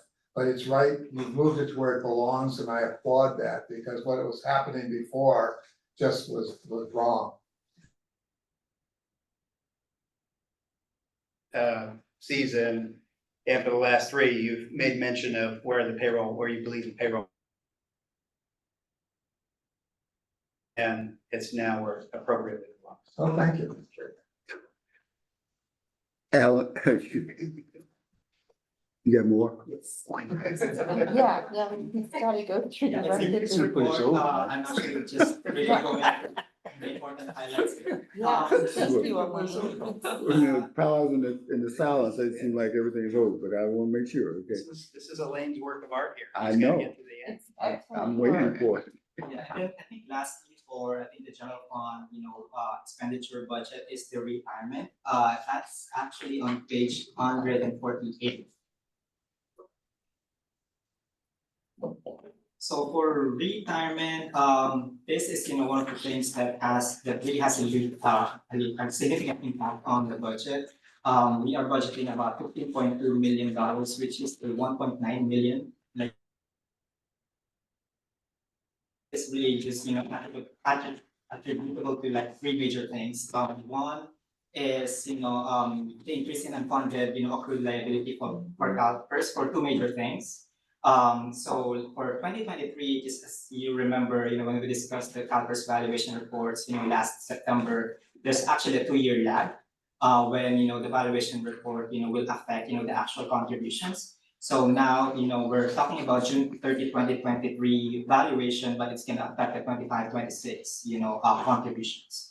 So, during the 2023 year, they actually posted, I think, 6.1% of 6.1% investment return, which is slightly lower than their target of that 6.8%. But even with that gap, there's actually a huge financial impact because it increased our accrued unfunded accrued liabilities. But the major thing really on this one is the changes in the demographics. So whenever there's a change or whenever there is a difference between their actual assumptions versus the actual experience, that also creates unfunded accrued liability. So those two things actually comprise the major increase in in the retirement section of our budget. And the other two which I mentioned is one is in the increase the second one is the increase in pensionable salaries. So as the salaries increase, of course our contribution with the current normal cost percentage is already decreased. And lastly is there's a slight very slight increase as well in the normal cost contribution rates, which range from 5 basis points to 24 basis points. Not too much, but it's still affected the contribution, like normal cost contribution budget for the next year. So that's it for the general fund. The other two things that or maybe three, I guess, that I would just like to point out is the new thing this year that we actually included in the budget is starting on page 152. So, the section that says budget highlights and new initiatives. So this is something to do this year. So as we try to be more transparent to the board and to the public. So we're trying to actually include in the write-up or the budget narrative, things that we are doing next year, like new initiatives that we are doing next year, plus things that are worth to highlight. So a few things here is the CERTCASH. If you have questions, feel free to ask us. But it's all listed in here. CERTCASH, emergency public charging stations, ERP system upgrade, the continuation of the Explorer Scholarship Program, facility condition assessment, internal controls assessment, training props relocation, continuation of the wellness initiatives, which the board has been pretty supportive of. And, and then the workers' comp, which, has a significant increase due to, the claims that we. That's for the general fund, and then for the CIP, which is the capital, budget. Oh, you just the timer? CIP budget, so that's page 156. So on page 156, so on that table, for next fiscal year, we are actually budgeting $6.7 million. That's actually on 1, 2, 3, 4, 5, fifth column. Fifth column of table 13. The one that says construction and other improvements, which is $4.6 million. And then fixed assets, which is $2.1 million. So in total, for the station projects and some other capital projects for the next fiscal year. And all of that information are actually right below of the table. And on page, I would see page 150. Sorry.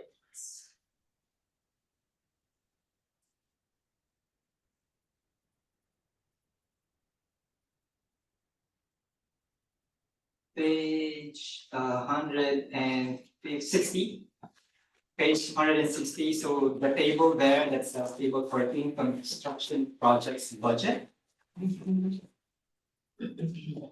So we just basically summarized the current projects that we have right now, which is already approved, plus the new requests, or new projects that we're requesting for the next fiscal year. And again, that sums up to $4.6 million, and for the fixed assets, it's 2.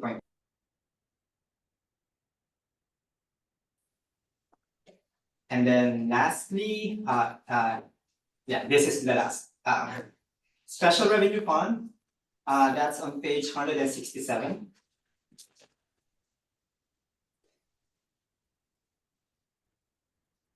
So page 167, so special revenue fund, this actually houses the FEMA cooperative agreements. So really, what we budgeted for the next fiscal year is, the anticipated remaining balance of the grants.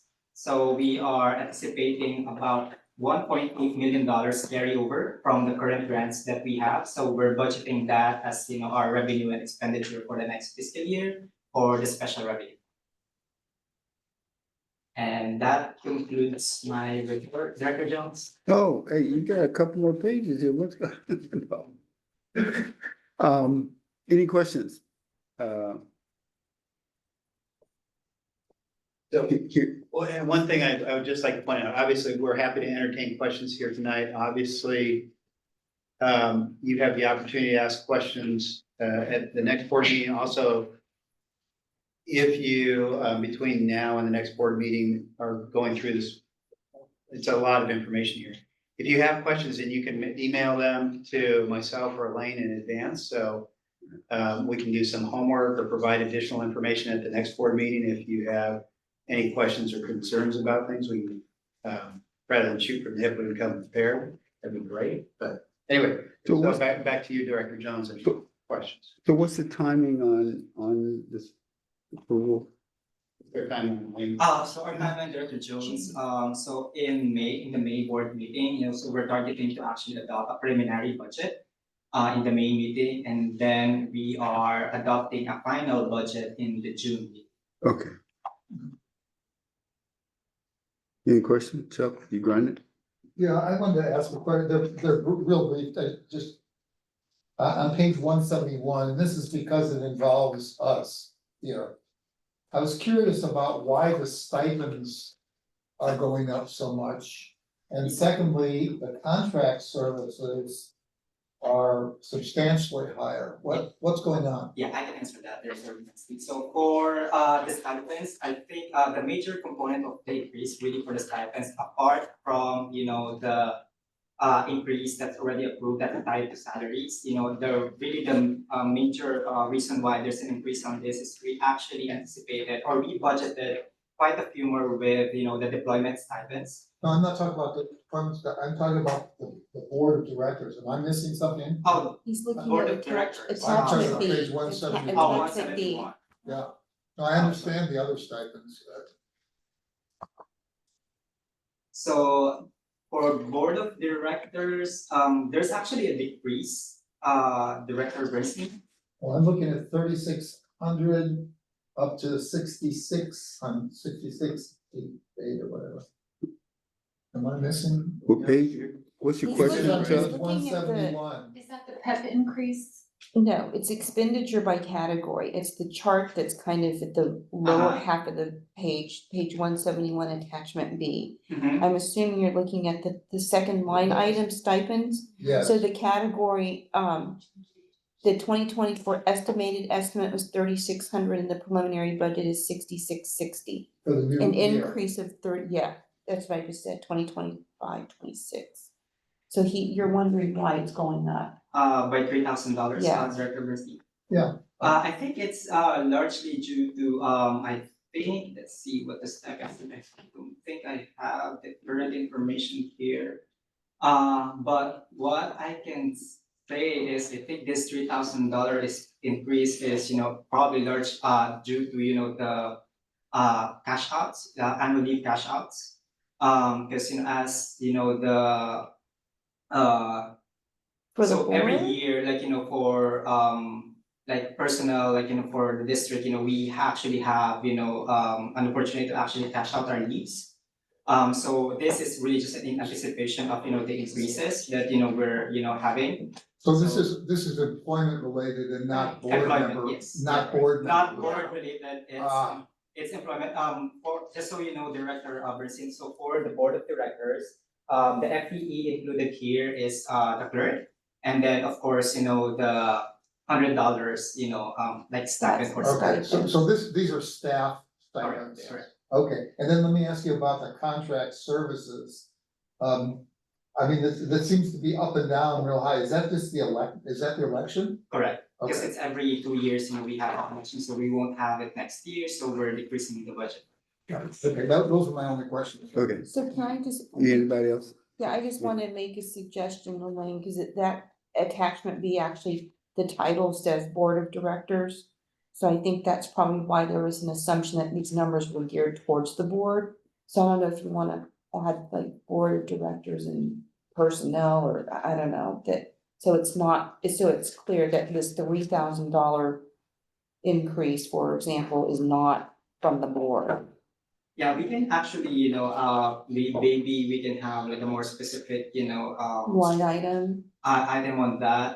It's just, we just call it the Board of Directors program. Yeah, I know, but yeah. that's not a Board of Directors cost, is what I'm We saying. appreciate that you're sensitive to a perceived increase in stipends. And I think what Elaine is suggesting is adding just a short couple Yeah. sentences that talks about it being related To to employee staff. benefits, Yeah. Yeah. staff benefits. We Yeah. can, we can definitely do Because that. that is misleading. Yeah. Okay, Thank you. Thank you. anything else? Gary, got any questions? No, I don't. The finance committee obviously reviewed this in extreme detail already, so my questions were answered there. Rob, any? No, thank you. Chuck, you done? For now, at some point, I hope we'll be able to go through all these sections, but we don't need to do it tonight. I think we have at least 2 more months before we should approve this, so. Definitely dig into the details and, yeah, it'd be, helpful, again, like if you have specific areas of focus where you think we might need to gather some information, that'd be helpful in advance. Otherwise, we'll try and answer whatever we can Okay. at the next meeting, sure. So please, I encourage you, and Chief is encouraging you to send your questions in so they can kind of get prepared for it. And we wouldn't be here for the next hour and a half, kind of go through it. All right. So we'll move on to item number 11, 10. Thank you, Chief. This is John. our, yeah, The it's John been a night Johnston of show. Chief Johnston, and we are gonna bookend it at the beginning and the end with Chief Johnston. So this was a request we've had, a couple board members have some questions about the fire investigation report that go back to our 2700 Middlefield Road fire. And the board also at the last meeting unanimously requested that we add it to future agenda items. And specifically with Chief Johnson, the author of the investigation report, being 3,000 miles away at the next board meeting, we're gonna have the Q&A tonight. So we provided you with the summary report. There's not a lot of meat in the actual staff report. But beyond that, really the opportunity here is for you as a board to be able to ask Chief Johnson anything that you have questions about. If there's a desire for him to give some kind of overview or summary about, maybe, John, you can go through just the process, the number of people that were involved, and then open it up to questions. Yeah, so obviously, this was a very large fire within our district, the largest I'm aware of. When that fire began, I got on scene, called for San Mateo County Task Force, which we ended up with a large number of individuals from throughout the county that provided mutual aid to assisting in the investigation. The investigation took 8 months. That involved that team was multiple agencies within the county. ATF was also on, but more as a sounding board for me to look at what was going on. And then depending on what occurred within the investigation, they would be able to jump in and take a lead. But we never did reach that point. And then San Mateo County sheriffs were also involved and assisted in the areas that were needed with the investigation. We worked also where appropriate with the insurance agencies, fire investigator. We have to be careful with the lines on that. We were really good. We partnered where we needed to partner and separated where we separated. The nice thing is, I will say, with our department and with the county, we were able to go more in depth than probably most departments ever really would with this kind of fire. We were able to go in, obtain as much data, footage, et cetera, that we're able to take in, review it, and then we were able to take what we knew as possible sources and actually field test them to help validate any potential causes. I will say that our intent, our belief from the beginning was that this was an accidental fire, and we still believe it's an accidental fire. But there is a possibility, unfortunately, because we could not rule out a number of things, which is why it is classified the way it is, as undetermined.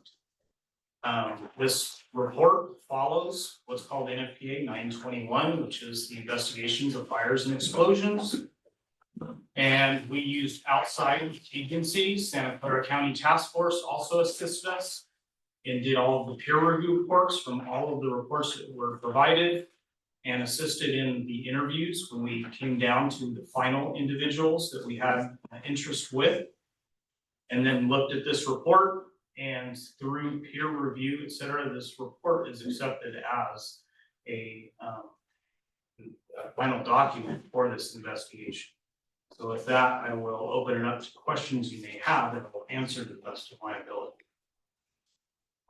Virginia? Yeah, John, thanks so much for this. I mean, this is kind of what you kind of predicted would be the outcome. I was just a question, on page, I don't even know what page, I think it's probably the second page of your report. What's a hot work permit?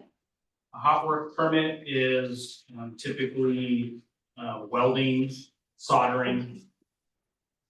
Anything that has to deal with like something flammable. Yeah. It's typically utilizing a gas Okay, that is regulated. okay, thanks. David, Yeah. Chuck?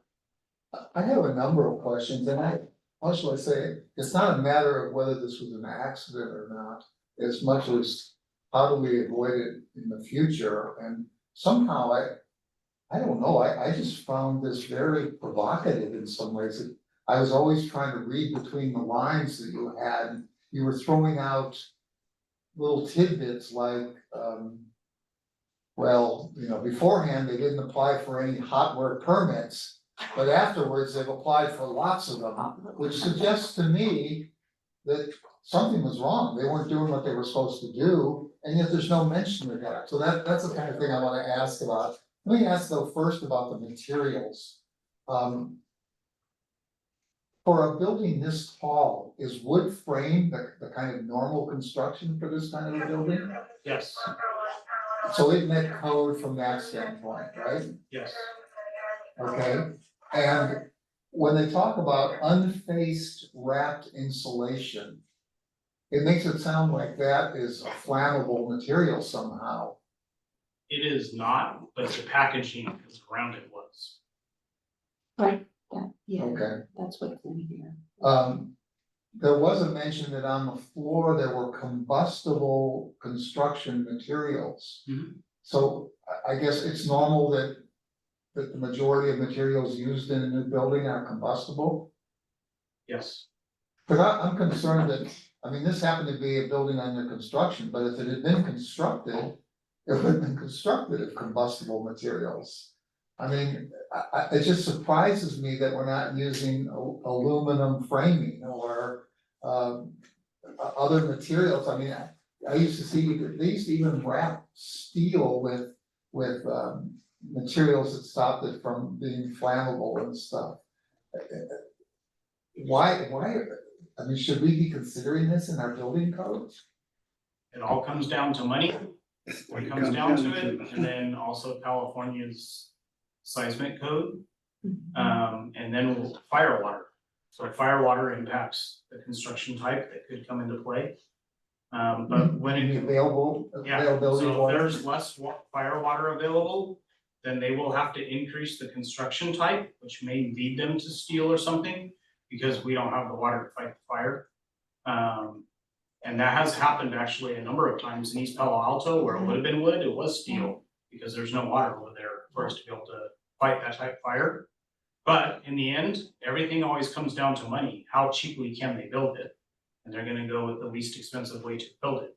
Unless we do something about that, that's what I'm wondering, should we be revising our building, are we entitled to revise our So building if code? we were to do that, you would have to get the buy-in from the cities and the towns and the county for those areas.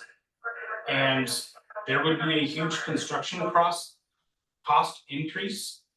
And chances are they would not approve it, I mean, basically, especially for a low-income housing project. and basically, what we had to go through the sprinklers, the sprinkler ordinance. Yeah, and It'd be it, that most whole of that work, process. that lift would be on the building official more than us. Yeah. Let me ask then about the fire suppression and alarm systems and so forth. Mhm. It mentioned that there was a fire suppression system, but it wasn't turned on. Was that okay? Was it supposed to be turned on? It's under construction, so they have what's called the fire department connection with the temporary standby that was available. So we are very well. Those standpipes to be available once you hit the fourth story or about 30 feet. And that was available at that time to us, but again, that's dependent upon the stage of the fire and the call of the incident commander of whether or not they're gonna put people at risk to go in and put out that fire. And I see, so as you said, the fourth story, they have to have a system available. It's just for firefighter hoses to connect to. The fire sprinkler system is not active. Depending upon where they're at. There is fire construction safety laws for construction scenes that come into play.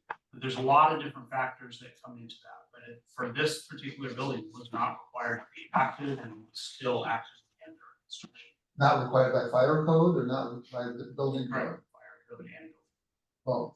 And could we add that if we felt it was important? you could, but only if it made sense. So that would be the difficult part because it may be this similar to saying, I want seats in this car before you build most of it. So I don't know if we could actually say we can have a fire sprinkler system installed and active when most of the building isn't built yet, so it would be a challenge to do that. Is there a requirement for any kind of alarm system for the workers that are working in these things, in these buildings? They have manual horns, which they use, but in terms of like a detection system, there is some new technology coming out for construction jobs with alarm systems and stuff. I'm just hearing about it. So that might be something that we could look into to implement with our next code cycle. That'll be with the next fire marshal, if there is something that we could look. Hey, Chuck, can I intervene with a question related to one of your questions, if you don't mind? Which is, Yeah, let John finish his answer though, that's sorry. fine. I thought he was done with it, sorry. So, so yes, there is opportunity to do that. But you're in a funny place, because the whole reason for the buildings and fire codes is to build safe buildings that people can go into.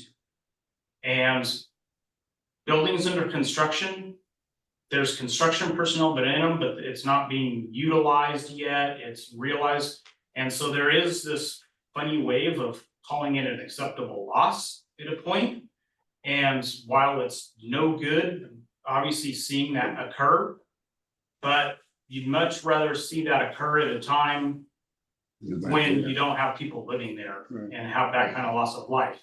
So it is a tough balance, and the biggest thing you want to make sure is that when you do something that's going to be more stringent, you got to make sure that you're going to have the buy-in of the developers, builders, and the cost effectiveness of it is going to be something that is not, refuted, because all of those dollars and cents end up getting passed on to either the taxpayer or the people living.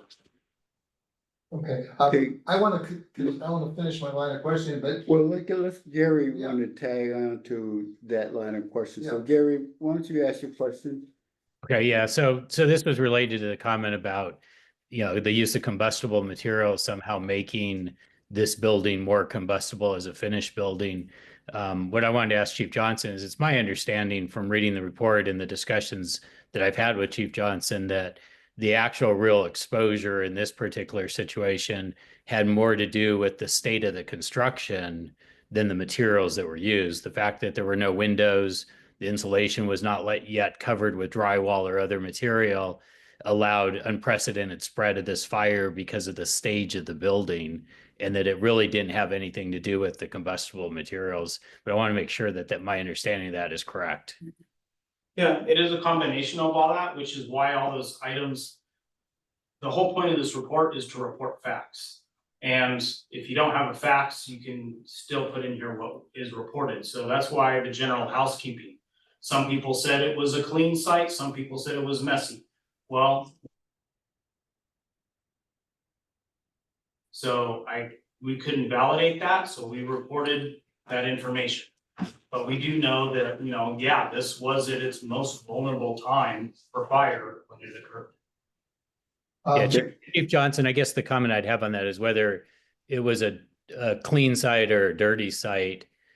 To some extent, once you're 5 stories up, which is, I believe, where the fire started, with wind going through an open wood constructed structure, you're going to have spread, whether it's a clean or, if a fire started, you're going to have spread of that fire due to the nature or the stage of the construction.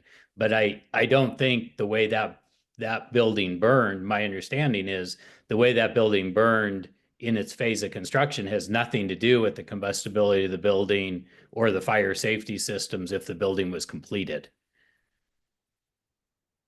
So I think, I don't know if you're going to respond to that, but it sounded like the lines of questioning that Chuck, or it seemed like it's taking place right now, really gets at, or these are kind of, it sounds like there are issues that as well as the clarity within our process.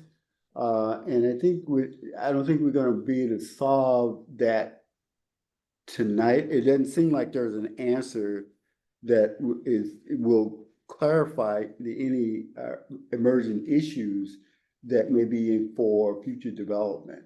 And it seems like this is it should be in another conversation that we can spend time on. Because I think the report is the report, it is what it is. And within that, it sounds like the report that there's no smoking gun per se. But if there are issues that relate around construction of apartments or any building that codes or something need to be changed, then I think this is not the venue where we discuss that tonight.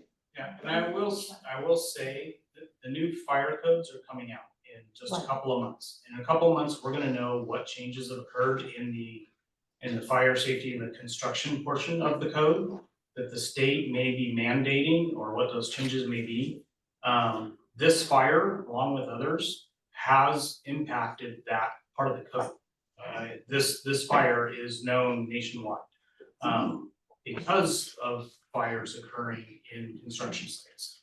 So I don't know what those changes may look like, but I would say that definitely in a couple of months, Gage will, the new fire marshal will definitely be, presenting our ordinances again. And that will be a great time. I'm sure he'll be able to reach out and, field, or really, I'm gonna say, he's gonna be able to recommend any changes or let you know that, those changes are already in place that would help aid in safety and reduce any of that risk, because we see the entire peninsula is being filled with large scale of this type of construction. And so you wanna definitely eliminate and minimize those risks. Yeah, I have about 5 minutes left of questions. Can I just finish my questions, please? I mean, is there a reason to cut this off? We finally Well- agendized it. Well, it's agendized, but see, from my perspective, Yeah, and but your perspective doesn't but- rule. but You chair the meeting, you don't have to decide what you want to hear. it may not necessarily rule, but I think it would bring clarity to a process. To cut it off is gonna bring clarity? Well, I think it's if you censorship. listen to what I'm saying, I'm instead of listening to being what you're so, saying. being verbose here at this period of time, hopefully you understand. Yeah. My thought was, and I'm just giving you my thought, just like you giving me your thought.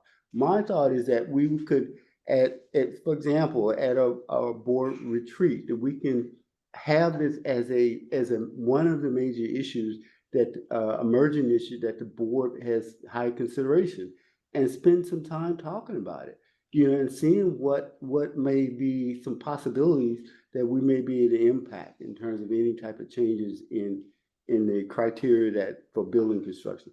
But for the sake of you getting your questions out so that you can get your question out, I'm okay with that if the rest of the board is okay with that, for Chuck to continue. Thank you. Hearing none, but go ahead. I mean, in a way, it would help to understand what happened so that we could talk about it at a later time when we're talking about fire code and building codes. We have to have some background and knowledge, and I'm trying to see have this recur. The messy work site situation, is that something the fire district inspects? So we are present on site for fire inspections, and we do have the ability to enforce that as well as the building department for their building inspections. If they feel like a site, there is what's called general housekeeping. We can ask for general housekeeping. Keeping issues reported or documented as part of this project? No, it was again hearsay from different individuals. Okay. And how often do you inspect the premises? It depends on what's being inspected. Building department's almost daily for us. It depends on the size and scope and where they're at in the process. Explain the thing about the permits, because this was one of those, again, provocative kind of comments where you said, gee, they never asked for any permits, but after the fire, then they were always asking for permits. So hot works permits are something that's maintained on site by the site superintendent. And so it was just an item that was of note, because sometimes people will admit guilt inadvertently. And I don't know if it's a contributing thing, but again, for the insurance company, that's something insurance companies have a lot of teeth that we may not have. And so that's something that the insurance company may take note of. And it's something for us to, again, when it comes to future code aspect, it may be something to look at in the future. Are there fire drills or anything like that on a construction site? They have to follow OSHA regulations during their construction. Other than that, we do not enforce anything like that. Okay, and then let me just ask you about the time it took to report this. According to the timetable that's in here, from the time somebody first smelled smoke to the time they finally called 911, it was 32 minutes. It just seemed to me that that's sort of colossally irresponsible to say, I smell smoke, but let's not do anything. Are there any responsibilities, or it just seems to me like these guys, there was something wrong with them. Again, so when you look at the report, some of the timelines are estimates, some of them are definites. So, because some people, didn't look at their watch and go, I smell smoke right now, some of them, I think it was this time. So I believe I did a pretty decent job of putting when it was a estimated time, somebody said, versus a definite time, because I have a timestamp on a video or something, or somebody's cell phone. So that is, again, it may or may not have happened, I don't know. I'm just reporting what people gave us from the interviews and what we have from actual documented footage and put it in the report. So that may or may not have occurred. Well, speaking of documenting, one thing that was documented was the response time of our agency, and that's one of the things that I've been wanting to know more about and so forth. The 911 call was made at, according to this, 10:11 in the morning. And the vehicle did not arrive on site until 10:19, which is an 8-minute response time. And that exceeds what our standard is. And it's, in this case, it seemed to me that every minute was essential. It was at a time where there's no bad traffic at that hour. And is that something we should be looking at? We're tracking our response times, but here's the real deal where it gets tested in a horrible situation. So I have these numbers, but again, I hate to interrupt, we got 30 seconds left before 5 minutes left. I think those times are different on how they get measured, so I can't speak to all of those different time measurements from dispatch, et cetera. Those are just times that I have documented. Do you think this is something we should be looking into? I actually think if you look into it, we probably did meet our times. But I can't speak to that out of this report. This is a fire investigation. Yeah, I'm done. Right on time. Rob, you had a question, you said you wanted. Yeah, so this is basically a summary report of all the reports that you had from the interviews, from the insurance companies, from the responding agencies. Did any of the, like, the county would be the law enforcement jurisdiction, did they do any type of reports or anything, or any follow-ups type stuff? Yeah, they were the law enforcement did do a report, ATF provided a supplemental report, and sheriffs provided a couple of background items for me, and that was also. So, But they were not involved in interviews per se, because we did not have any indication of criminal activity anywhere that was truly given. so the DA's office didn't review any of the information that was taken, No. or any of the reports? No. Done up. One request. I'm done. You got a So have question? we sent this to the board of supervisors, because this was in the unincorporated area? No, Yeah. sent the report to the The- supervisors as well. The after action, yeah, but there's a new person there The now. county executive and So board, can I board finish, got the please? copies. They did. But I mean, even with this condensed version, if we want, I don't know if we want. This is part of the. The whole report, I know. Okay, I just want to make sure that's done. Is that it? Yeah. Any other questions? Just one quick comment, and I just want to address, and I'm happy to look into it and dig into it deeper, Director Bernstein. On the response times, I was just looking here and how, and it's not a CAD printout here, but from when FCC or PSC dispatched us at 10:14 to engine 3 arriving on scene is 5 minutes.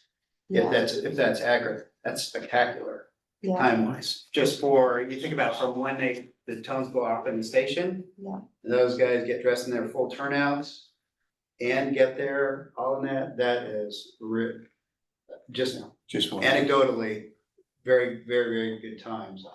I'll have Chief McDonald pull the actual reports and take a look at it, but just based on this initial information on here, in spite of the fact it may have been delayed by somebody actually calling 911, our response time there looks really, really good.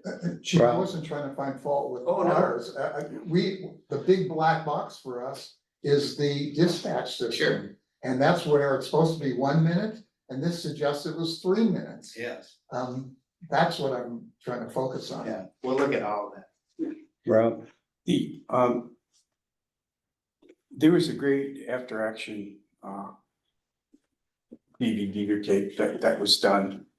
Are those recommendations being acted upon and critiqued to improve some of the things, like some of the issues were communications that came from other counties that were coordinated? Are we working on to improve some of the, I don't know. I can't speak on that, 'cause that's operations. Oh, okay. I will say at the county chief's level, like those Right. inter-county things, yes, we are hopeful that they've been resolved. But yeah, we are working our way through those. Great, okay, thank you. Any other questions? No. Hearing none, Gary? So I just have one final comment. I want to, thank Chief Johnson for the work on this. This was a huge job to put this report together. And then the one thing that I just personally take great comfort in is that we did not operate in a vacuum on this. This was supported by mutual aid partners in fire prevention investigations. So it was a collaborative effort beyond just our resources to include other experts, many of who were there at the fire scene and whose fire departments were also involved. So they had the benefit of conversations with their crews and others that were there.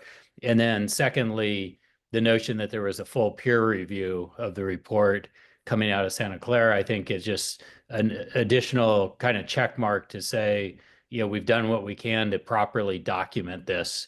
And whether we have all the answers or not is secondary to, did we have a thorough process and did we attempt to reach the right conclusions? And unfortunately, in my view, in this fire, with a building under construction and the amount of devastation of the building as a result of the fire, having conclusive results as to all the causes, that would be nice. But we should not conclude in any way that it was anything other than a stellar report and a stellar investigation, regardless of the fact they couldn't conclude on the actual cause. Keep breaking up, Gary. Yeah, sorry. That's okay. No worries. Technology. But Yep. we got the gist of it. Okay, thank you. I concur. It is a good, I think the report is great. And I think that it's one of those things where if there's anything to be gleaned from it, I think that we need to do something different. And I assume that the chief and the new marshal will kind of bring it up to us, and let's sit down and talk about it and see what that is, whether it's response time, whether it's things that we need to do. We just need to figure out what it is and then kind of take time to just sit down and talk about it more. Thank you, John. Thanks, John. Thank you. Okay, moving on to item number 11, which is proposed agenda items. And I see there's three items on the agenda, all brought up by Rob. You want me to start, I Mr. President? I don't have anything to say on them. It's on you. Okay, thank you. Just all these council meetings, and I'm on a county commission, they take Zoom calls and they take questions from the people that do call in. And it's very valuable on the one commission that I'm on with San Mateo County to listen to individuals that do call in that maybe can't attend the meetings, and I know, with our current procedure that we can't have the Zoom people, Michelle, right, participate in any of our meetings other than listen in, correct? Correct. Yeah, I'd like that addressed and changed. And Well, I'd like to put that on the, Next on agenda. the regular agenda. So if you make a motion, I'll second that because we had a LAFCO meeting and that came out of our last meeting for the city, special districts in the county to have public accessibility for public comment if they're zooming in to the meeting. Well, you know how valuable it is Yeah, when people so, can't. so if you make the motion, I'll make the motion to put that on, the next agenda. Fine, and I'll second, or either way. And so a letter Okay. from LAFCO is gonna go out. Hold on a second. So you made a motion, right? So Oh. vote on your motion and then move on. So let me just, this sort of letter from LAFCO is gonna go out to the special districts and cities to, you know, to please do something to do this as a best practice, so. Okay, So do you wanna take a vote? Cause Rob seconded my motion. Director Bernstein, Aye. Director Bloom, Aye. Director Crowley, Director Solano, aye. Director Jones. Aye. Rob? Okay, next is, what came up with the Palo Alto Airport situation that EPA is concerned about with the possible expansion of that, really concerns me is that we are in that particular area, the only rescue responsibilities for that particular area. And, you know, I brought this up before in December 2024, and we're budgeted for $361,000 for the year, up to $464,000. And what I'm trying to say is, do we have the sufficient amount of personnel if they do expand that airport? Palo Alto Fire does not have the capability as to what we do, so we're kind of like the lone wolf there doing this type of stuff. So one, do we have the resources? Two, do we have the budgetary amount that we need in order to facilitate that if they do expand it? So that's why I'd like to put that on as an agenda item. Explore that. Can I ask a question about the expansion? Is this a rumored expansion or a documented plan to expand? In other words, where, generally speaking, where's it at in the process of airport expansion? It's, I've been to all, if I may. Oh, sure, go ahead. I've been to two meetings, one in Palo Alto and one in East Palo Alto. The real issue is that expansion, where the runway currently is, they're trying to go another 25 or so feet, or almost 50 feet beyond that. And they really, it is wildlife, there's a preserve, it's protected. So they're not gonna be able to go anywhere unless beyond the runway, because all of that is protected. So it's gonna be hard to do, you know. I think if it's one of those things where I don't think it's gonna get done, quite frankly. And the reason that they want to expand is because they want to bring in bigger planes, heavier planes, that's gonna be really burning diesel. And so that's an issue. That's another issue. So So the reason for my question was if this is, you know, it's my understanding that airport expansions take a long time. And if this was an imminent thing where plans were being proposed, proposals were being made, it's a timing thing. You know, if we actually get to a point where they're on a path to expansion, then I tend to agree. Us having a discussion about the impact in East Palo Alto and the fire district makes sense. But on the other hand, if this is a project that's just not very far along, I think it's a question of timing as to when we should actually look at it. And it seems a little premature to me right now, because it's at least my understanding that there's no formalized submissions or anything else to expand it. But there's an airport there now, Gary. I understand that, but that hasn't, Yeah, but there's an airport there already. but So. this is about the expansion of the airport. So there's still rescue responsibilities. There has been an airplane crash in the past there. So there is an airport there. And this is something that we need to address relative to the city of Palo Alto doesn't have the sufficient amount of resources. We're But it if- basically for the county. So I think this needs to be a little bit more than a future agenda item. I mean, we need to find out one, I mean, is Palo Alto Fire gonna assume the responsibility of an airport within their jurisdictional authority? Or do we have to take up the slack as a fire district and provide their rescue responsibilities when that airport's in their judicial responsibility? So I Yeah, think that's why I think it's a question that we need to have staff do some research on it and put it as an agenda item. And if we need to have Palo Alto Fire Department chime in as to what they want to do jurisdictionally, that's fine too. But I think that needs to be worked out.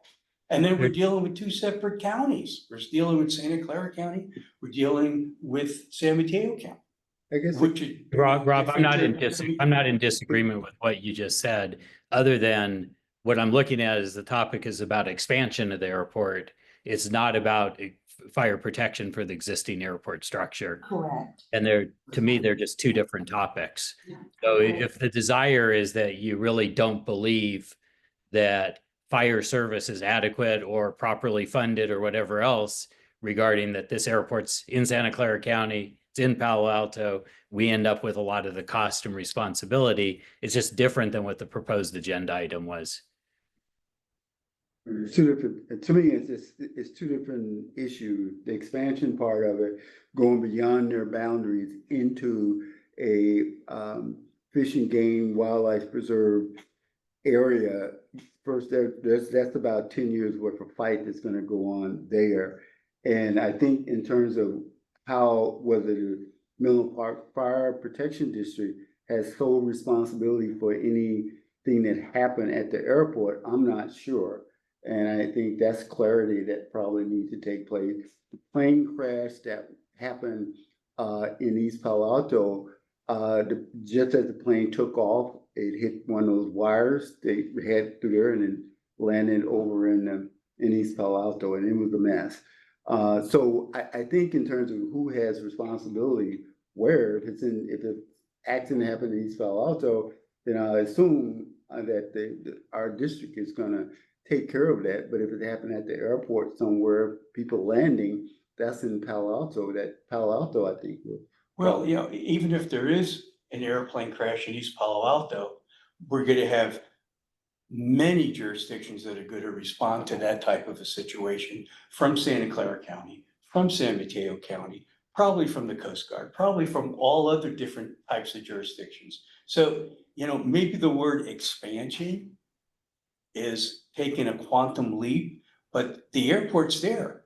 And there is a area that is not well defined as to who has the responsibility.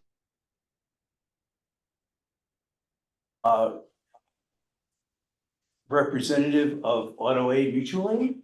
Or is it gonna be Palo Alto Fire takes responsibility for their Palo Alto Airport?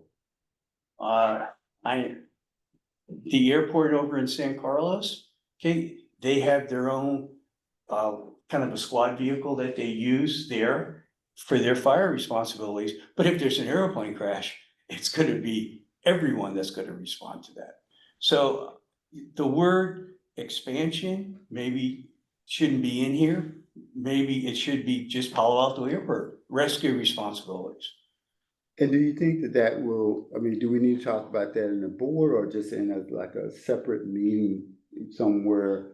Like at a retreat, that we can spend a little time understanding. Well, we talked getting about this, information that comes. we talked about this in December last year. Okay. And as to, the chief said he was gonna have some informal discussion with the county executive.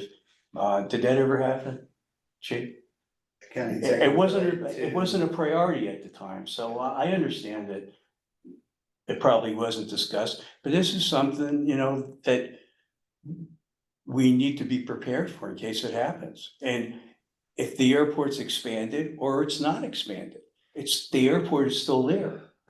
I mean, there's, you know, many small aircraft crashes that occur all over the country. So I think we should get some type of defined standard operating procedure on that airport facility there. If Palo Alto Fire can do it, or if it crashes in East Palo Alto, we're gonna be held basically primary as we were with the 8 alarm fire. But what if it's coming on an approach and crashes on the airport facility on the Santa Clara side? Do we have ultimate jurisdiction there? So I think we need to find that out. So that's why let's remove the word expansion and let's just keep in the word Palo Alto Airport. I think that changes the agenda item though. Yeah, tonight. completely. So I think that might be a good idea to have that as a new proposed agenda item coming up. Okay, we can do that too. Okay, I'm easy. all That's right. fine. So we'll just leave this, drop this, Drop this one, just right? drop this one Oh, and rename it. Oh, and I'm, Crash. okay. Are you gonna withdraw this request? Yeah, I'm gonna withdraw it and then put it on for an agenda Gotta wait next till we month. get there. We gotta get there. That's all. Okay. But you're Well, that's- withdrawing from that's what the- we'll We'll be do. drawing it. Okay, cool. Okay, and then this item came up in the Sheridan Drive project near Flood Park. And there was a huge issue relative to a power line going across the main entrance and exit, which was a violation of the California Fire Code. And there were talk that the city of Menlo Park was gonna waive that requirement. And according to my resources, they can't do that at this point, as of today and at our meeting time. Who knows what's gonna happen in the next 3 or 4 months, and I think presently, they can't waive the California Fire Code. But I think we should, at least, the chief came up with a report that talked about 4 areas that involving all these projects that are going on, not only in Menlo Park, but Atherton and East Palo Alto. And the chief's report could be some type of a standard that we can put out there as a fire district. The chief has already done the staff report. I think we need to revisit it again because there are so many other projects that are not only in Menlo Park, but are in Atherton and within our fire district. So I think that needs to be an agenda item for discussion involving not only the fire code, but the standards in what the chief had written in the staff report that was done in December last year. So is there a motion to move this item forward? I'll move to bring it forward. Motion been made, is there a second? I'll second. The second, Michelle? Director Bernstein? Aye. Director Bloom? You'll vote nay, and just, for the record on it, it's the enforcement of the fire code was stated earlier by Chief Johnson that at the time that they would actually get funding and formally submit plans, the fire code review would occur at that time. So I believe that the process already incorporates the fire district to do our responsibility with the project, which would be to enforce fire code. Director Crawley? But with Gary, no, I agree, because that's coming up in a couple months, actually, right? For review. Director Solano? Aye. And Director Jones? I say aye, but I want to see it on the agenda so we can get the answer to what Rob is looking for. it can be, I really do think being at our retreat would probably be the best place, but you know, if you want it before then, we can have a short, Bring the city, have them tell us what their issues are. Yeah. The different cities, bring them into the retreat, have them discuss. well, I think the retreat is not just to mark people in, but it's mainly for us to get educated on the issue. And for the, you know, little research done by staff to be able to do that. And it shouldn't take all day, it takes, you know, some information.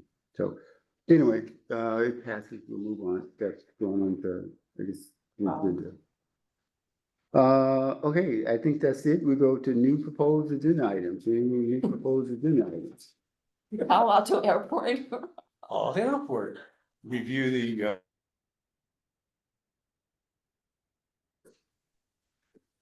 Can I just make a suggestion, Rob? You brought up at other times, and it seems related, that responsibility for our fire boats, not fire boats, but rescue boats and so forth, down in the bay is part of this whole thing, because a crash would probably involve the bay somehow. So it just occurs to me that maybe we should get something about both of those. Who's responsible for the bay and who's responsible for the airport? well, That's where we. I mean, new proposed ideas, that's all we're doing right now, is proposing. Yep. The ideas, not discussing what the possibilities might be. I think that's the process. That's Yes, the process. that's correct. So Rob, you saying, what was that you want to put on? yeah, the- the Rescue the rescue responsibilities on the For the San Palo Alto. Francisco Bay, and including the Palo Alto Airport. Got that, Michelle? Okay. Anything else? Anybody else got any ideas? When we propose any ideas to talk about? Thank you. Hearing none? Quick question, I'm not gonna add an agenda item, but just for clarification, as I'm still getting used to our process. So the item related to waiving the fire code has actually been approved to move forward as a Conversation. staff report, right? Yeah. Yeah. To So- use your It'll be on So the next just- agenda. Yeah, well, it'll go on when we work it out, but I mean, Correct. I think that one won't take very long. I just wanna make sure I'm clear on what our marching orders are. The item on here is specifically about can a city waive the California Fire Code, right? That's the Just- issue that Right, got voted so on. it had nothing to do with all the other things related to my staff report, but would, It gives the cities or the sure, the we just, yeah, standards that they can look at relative involving our fire district. And you came up with those four well, I know, areas. but that's not, even though that was discussed, it's not, I wanna make sure I focus on what was approved. Right. And it's just the fire code requirements, that's all Yeah. we're gonna look at right now.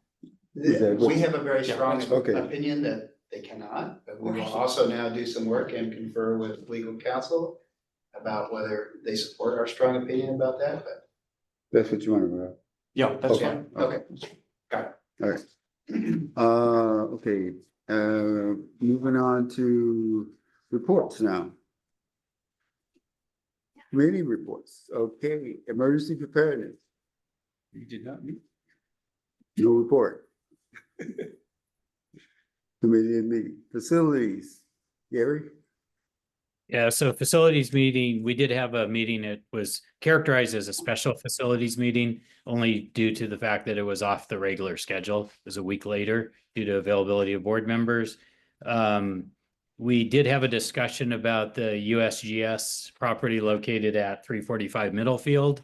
That was, as I think Chief mentioned earlier today, was going up for auction again at a lower price point, I believe $87 million. There are articles posted now saying it sold at 130, but ultimately the facilities committee concluded that that project was out of the scope of what we should be considering and chose not to bring a recommendation forward to the board. Had we decided that we should participate somehow in the auction of that property, it would have necessitated essentially a special board meeting on very short notice for us to put together a bid and authorize the district to make the bid deposit on it.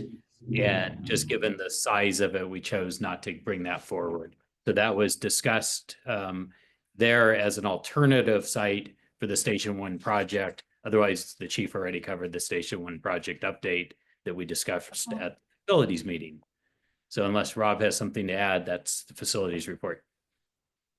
Oh, that's it. Thank you, Gary. Can I ask him a question? Yes, go ahead. Gary, I'm curious to know, what would be the impetus for as an alternative site? Is there something that offers better than what we have right now? There's a combination of things. It's a very large site, so there was discussion about the potential that it could be kind of a broader campus where you could bring in our administrative offices, the Station 1, both current facility, but the facility as expected, and then even bring in such things as the task force warehouse. So a further consolidation of our resources. The challenge with it is price point. Our expectation that it was going to be somewhere over $100 million. Given our capital, we would expend all the money, and it would essentially have made us into being a land developer to try to sell off the pieces we didn't want or didn't need. And we're a fire service, we're not land developers.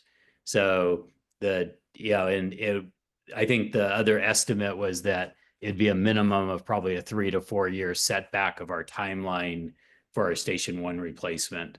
So the attractive part of it is there's some extremely nice buildings there. There's already administrative office buildings. So it would prevent us from having to build a new administrative office building, but they're also the nicest of the buildings there are extremely large. They also had some things like diesel fuel storage, backup power. So there are some of the things that are kind of important to a public safety agency. But as I think all of you know, it's just a massive site. It's significantly more land and building capacity than the district would ever require. But that wouldn't preclude us from talking to the successful developer and asking about using part of it or leasing part of it or buying part of it or something. Yeah, we had that discussion to stay connected to the, whoever ultimately owns it, to see whether there was interest in them marketing off portions of it that might make sense.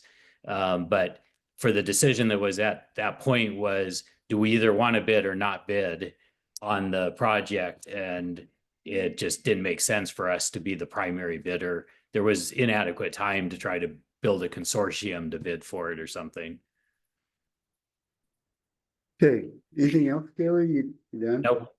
All right, human resource. Yeah, Yeah. so we had a meeting and the main topic was the performance evaluation of the chief, which we're trying to get done on time.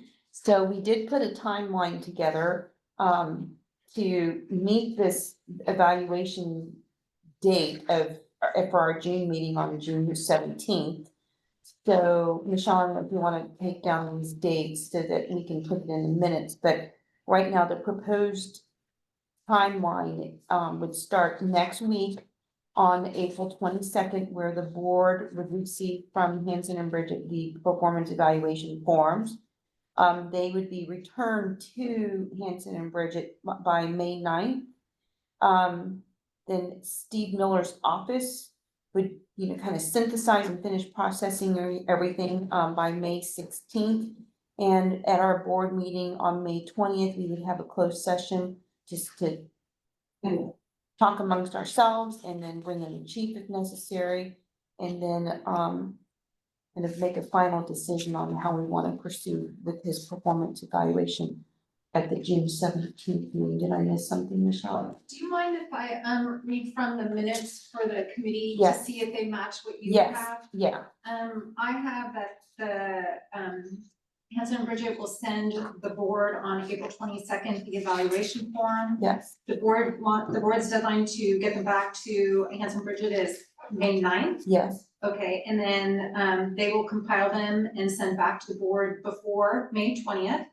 Around May 16th is what I have. I just had before May Okay, 20th. okay, yeah, And then they will be before May 20th, so that would be fine, and then there will be a closed session on May 20th, yes, without the chief. Yes. For the board to discuss his evaluation, and then there will be a closed session on June June 17th with the 17th. chief to go over his evaluation, and then if there's any changes, adopt them in open session on June 17th. so, yes, So we that's match, correct, okay.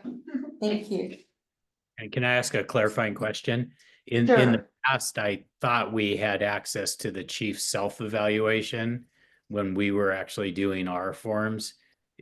Was that considered by the committee, or am I misremembering how we did it last year? Well, I would just share my intent is to provide that to Hanson Bridget in time for that to go out with the evaluation form, so you'll have that. before May 20th. You'll have it on April 22nd. The So when form, we're doing No, our no, no, the evaluation, chief's we'll have access to response. your self-evaluation. Right, Okay. your Thank you. response would be back before Yes. May 20th.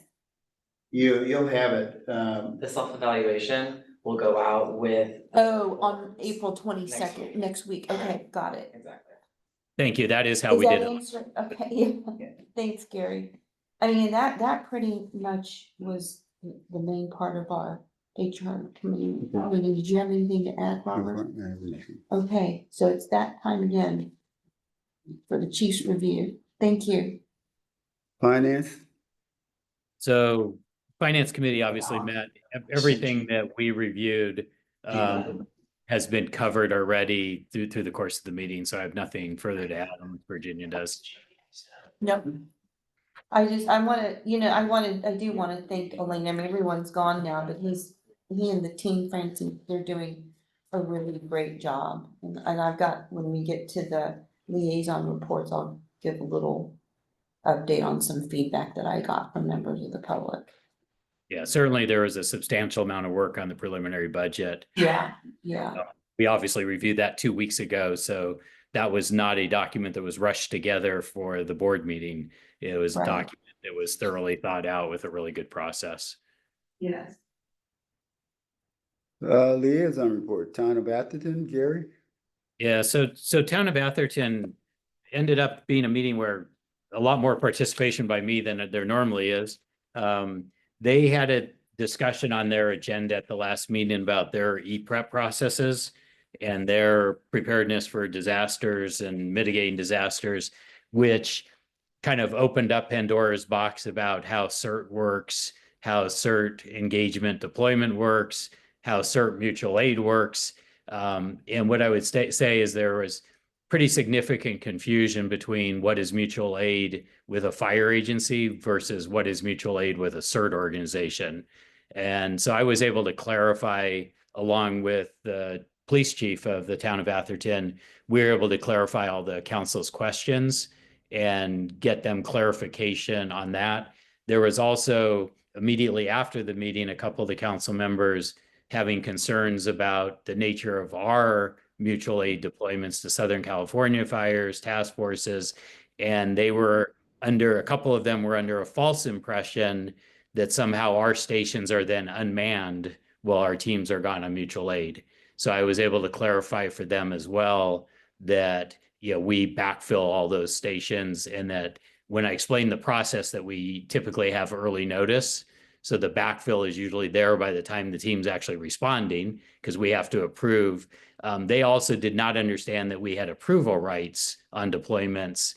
And I reminded them that we have in the past, I believe it's during the Paradise Fire up in Butte County, that we actually turned down task force deployment, I believe, because we had too many teams on mutual aid. So bottom line is lots of questions, lots of misunderstanding about mutual aid, how we staff mutual aid. And I think I've clarified it, and I left it open to them and their chief to come back to our chief if they have further questions.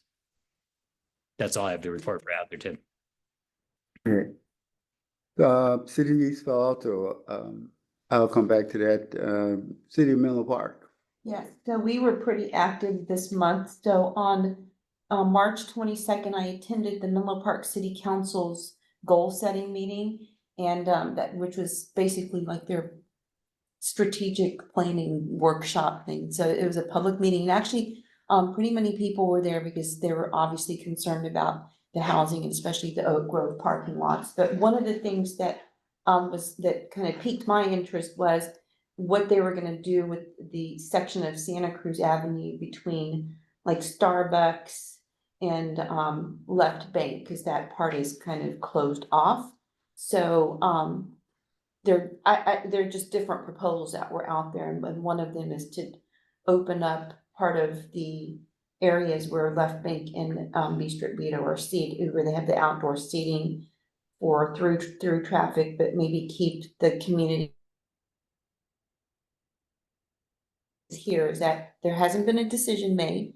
Are gonna probably be making a decision at some point in the next couple weeks, probably early May, at their meeting, based on what the city manager told us today at our meeting with the city of Menlo Park. So we'll just kind of, keep abreast of that, because that could affect, or that it could impact us vis-a-vis the Oak Grove parking lot housing projects. How do we have access to that part of downtown if one of the other major streets is kind of closed off? So that remains to be seen.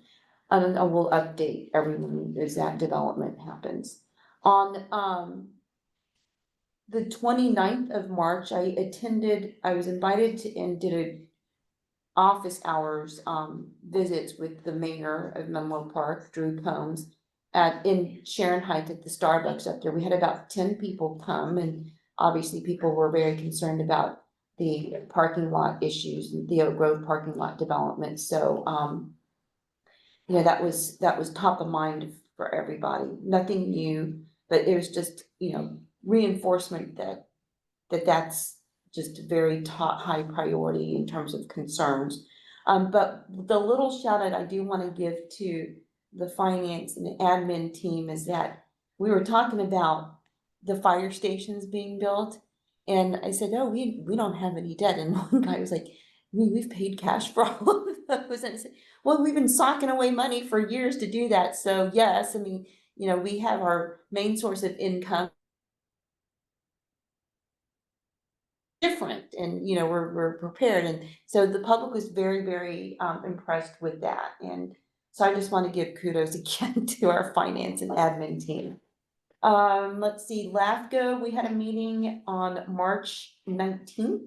And as I mentioned before, when Rob brought up his item, that one of the things that LAFCO passed a resolution on was to have cities, the county and the special districts, especially the special districts, since there's so many of them, have observe and honor best practices to allow the public to make public comment via Zoom. So I'm glad that's going to be on our agenda. I think it's a timely topic. And the last thing is that we had a meeting with the mayor, as the chief said, and the city manager today. And I mean, I don't know, I think it was a good meeting. And, they were just gonna, I think the main thing is to have open communications and, keep us abreast of the development issues. And they brought up our permitting process that we're undergoing now for Station 1. So, I think they're happy that we have good communication, that we're working together. So that's a good place to be right now. And I think that's it. That's a lot. That's it. This, for Menlo this Park. is 3. Gary? Nothing to report. District 4, I have nothing to report either. San Mateo County Pre-Hospital Emergency Medical Joint Powers Authority, Rob? Yeah, we have an ad hoc committee on the proposed communications budget that the county wants to raise our funds, and stand by. Wait, is that for the, is that for the dispatch? Yeah, for where they wanna dispatch cover the services. gap? Is that the gap issue? Well, it's pretty much up for negotiations. Yeah, but there's The still, whole fee structure, and the chief and I will, I can't discuss it it's not on the agenda basically, but we'll have to put it on the agenda eventually as to the different types of Option. what the proposals are for the budget and how they want to raise it and things like that. So it's something that we're gonna have to bring to the full board for discussion. Are the other jurisdictions doing the same They thing? haven't really It's a report. set the foundation relative to the amounts and things like that. Each individual agency that contributes has a certain amount, which I shouldn't. No, I just wanted to know that everyone's know gonna what do they're the same very- thing. High level, what we've done right now is, I think I shared the letter Yeah, that the JPA sent to Mike Kelly. yes, It's, what's happening right now is we're elevating it to the political level. yes. It's our elected officials, Director Solano included. And I think that it's a strategy session, and the reach out is gonna be back to the chair of the Board of Supervisors. Okay, President David Canepa. David, Okay. yeah. Yes, and so that's kind of the strategy right now. I have no idea, we don't have any idea as to what the consensus is gonna be from Okay. the ad hoc committee to make the recommendation to the full JPA. Okay, got it. Yeah, so it's kind of in the infancy, well, at least we have a meeting. Yeah, I know, I was gonna say, at least At the least we meeting have a didn't get meeting. canceled. Who is the ad hoc committee? It's, Not the peak names, but yeah, it's, the elected officials? Yeah. yeah, they're all elected. Well, then So you there's might- the management committee. Excuse me, is there, I don't like to bust up the conversation. Yeah, I'm here. done, I just had. I just want to make sure we stick to our plan, that is to give a report. Right. And if we need to put it on the agenda, we put it on the agenda to talk about it in more detail, allow chiefs to get some more information, so. Okay, Is that okay with everybody? yeah, no, I Okay. just. Like I said, we got a meeting. Yeah, Yeah. But no, it's to figure out in what direction the JPA wants to go. How's it? I think it's great. I mean, Wow, we got a meeting. The Creek GPA. yes, Yep, so, Mayor Combs is, I'm working with him to schedule a meeting with the CEO of the Creek JPA, the chief and me, so stay tuned. that it? Yeah. Reports, requests of directors? Director Jones, did you want to give your City of East Palo Alto liaison report, or did you want to add that to your president's report? I can just add it to the president report, it'd be very short, pretty much echoing what the chief is saying. Okay, I'm gonna list that as no report then. No report. Okay. Reports and requests of directors? You want me to None? start? Yeah. Most of them are. Yeah, I attended, March 31st, I attended the, Fire Districts Association California as, as a board director here and as an executive director for Zone 4 for the state. I shared some of the, concerns that came up during the conference with the chief. And I was very surprised, well, not really surprised, but the chief was way ahead of some of the recommendations that were made and concerning the physical medical testing of our firefighters when they're hired and during their tenure. They came up with some ideas as to, because of some of these toxic waste sites and they wanted a baseline for testing. And we do that, chief says, in the physicals and stuff. So some of the things operationally were way above what a lot of the other agencies are doing, so. Conference was a good way where I was able to hear a little bit about the operational end of the fire service. On April 2nd, I continue to serve on the Sheriff's Oversight Commission as a commissioner. And I met with the mayor of Menlo Park as not only a citizen of Menlo Park, but as a executive board member for Zone 4 for the Special District Association. And the question I posed to the mayor was, how can the special fire districts help the cities and the different types of communities with all the high density housing projects that are going on? And how we can help as the special districts to get these projects in a swifter manner and keep them within the California Fire Code. That's all I have. Thank you. Any other reports or requests? Gary? Gary has not either. So I'll move. He shook his head, so I'll move into president report. Two things. First, I did meet with was invited over to the city of East Palo Alto to give a report on disaster preparedness as it related to a REPAC group, which is a separate conversation regarding the fire district. I've been working for the last couple of years with the city and trying to kick the can down the road on disaster preparedness. And it seemed like it's working to some extent. And so the chief was there, and along with Heather, making a presentation as it relates to disaster preparedness from the fire district. And I think now the city has some money available to provide some work in that area, which is really great. So yeah, so that's my report about the city of East Palo Alto. And tonight they was supposed to be having a resolution for John, but yeah, he was over here, so they're going to be doing that. I was told next week or I think sometime next week. Yeah. The other thing I want to talk about very quickly, like next 1 minute or so, is that the chief, myself, and Virginia met on Monday to talk about board retreat. And what you have before you is a synopsis of that particular meeting. I won't go through all of what's there. It's pretty straightforward.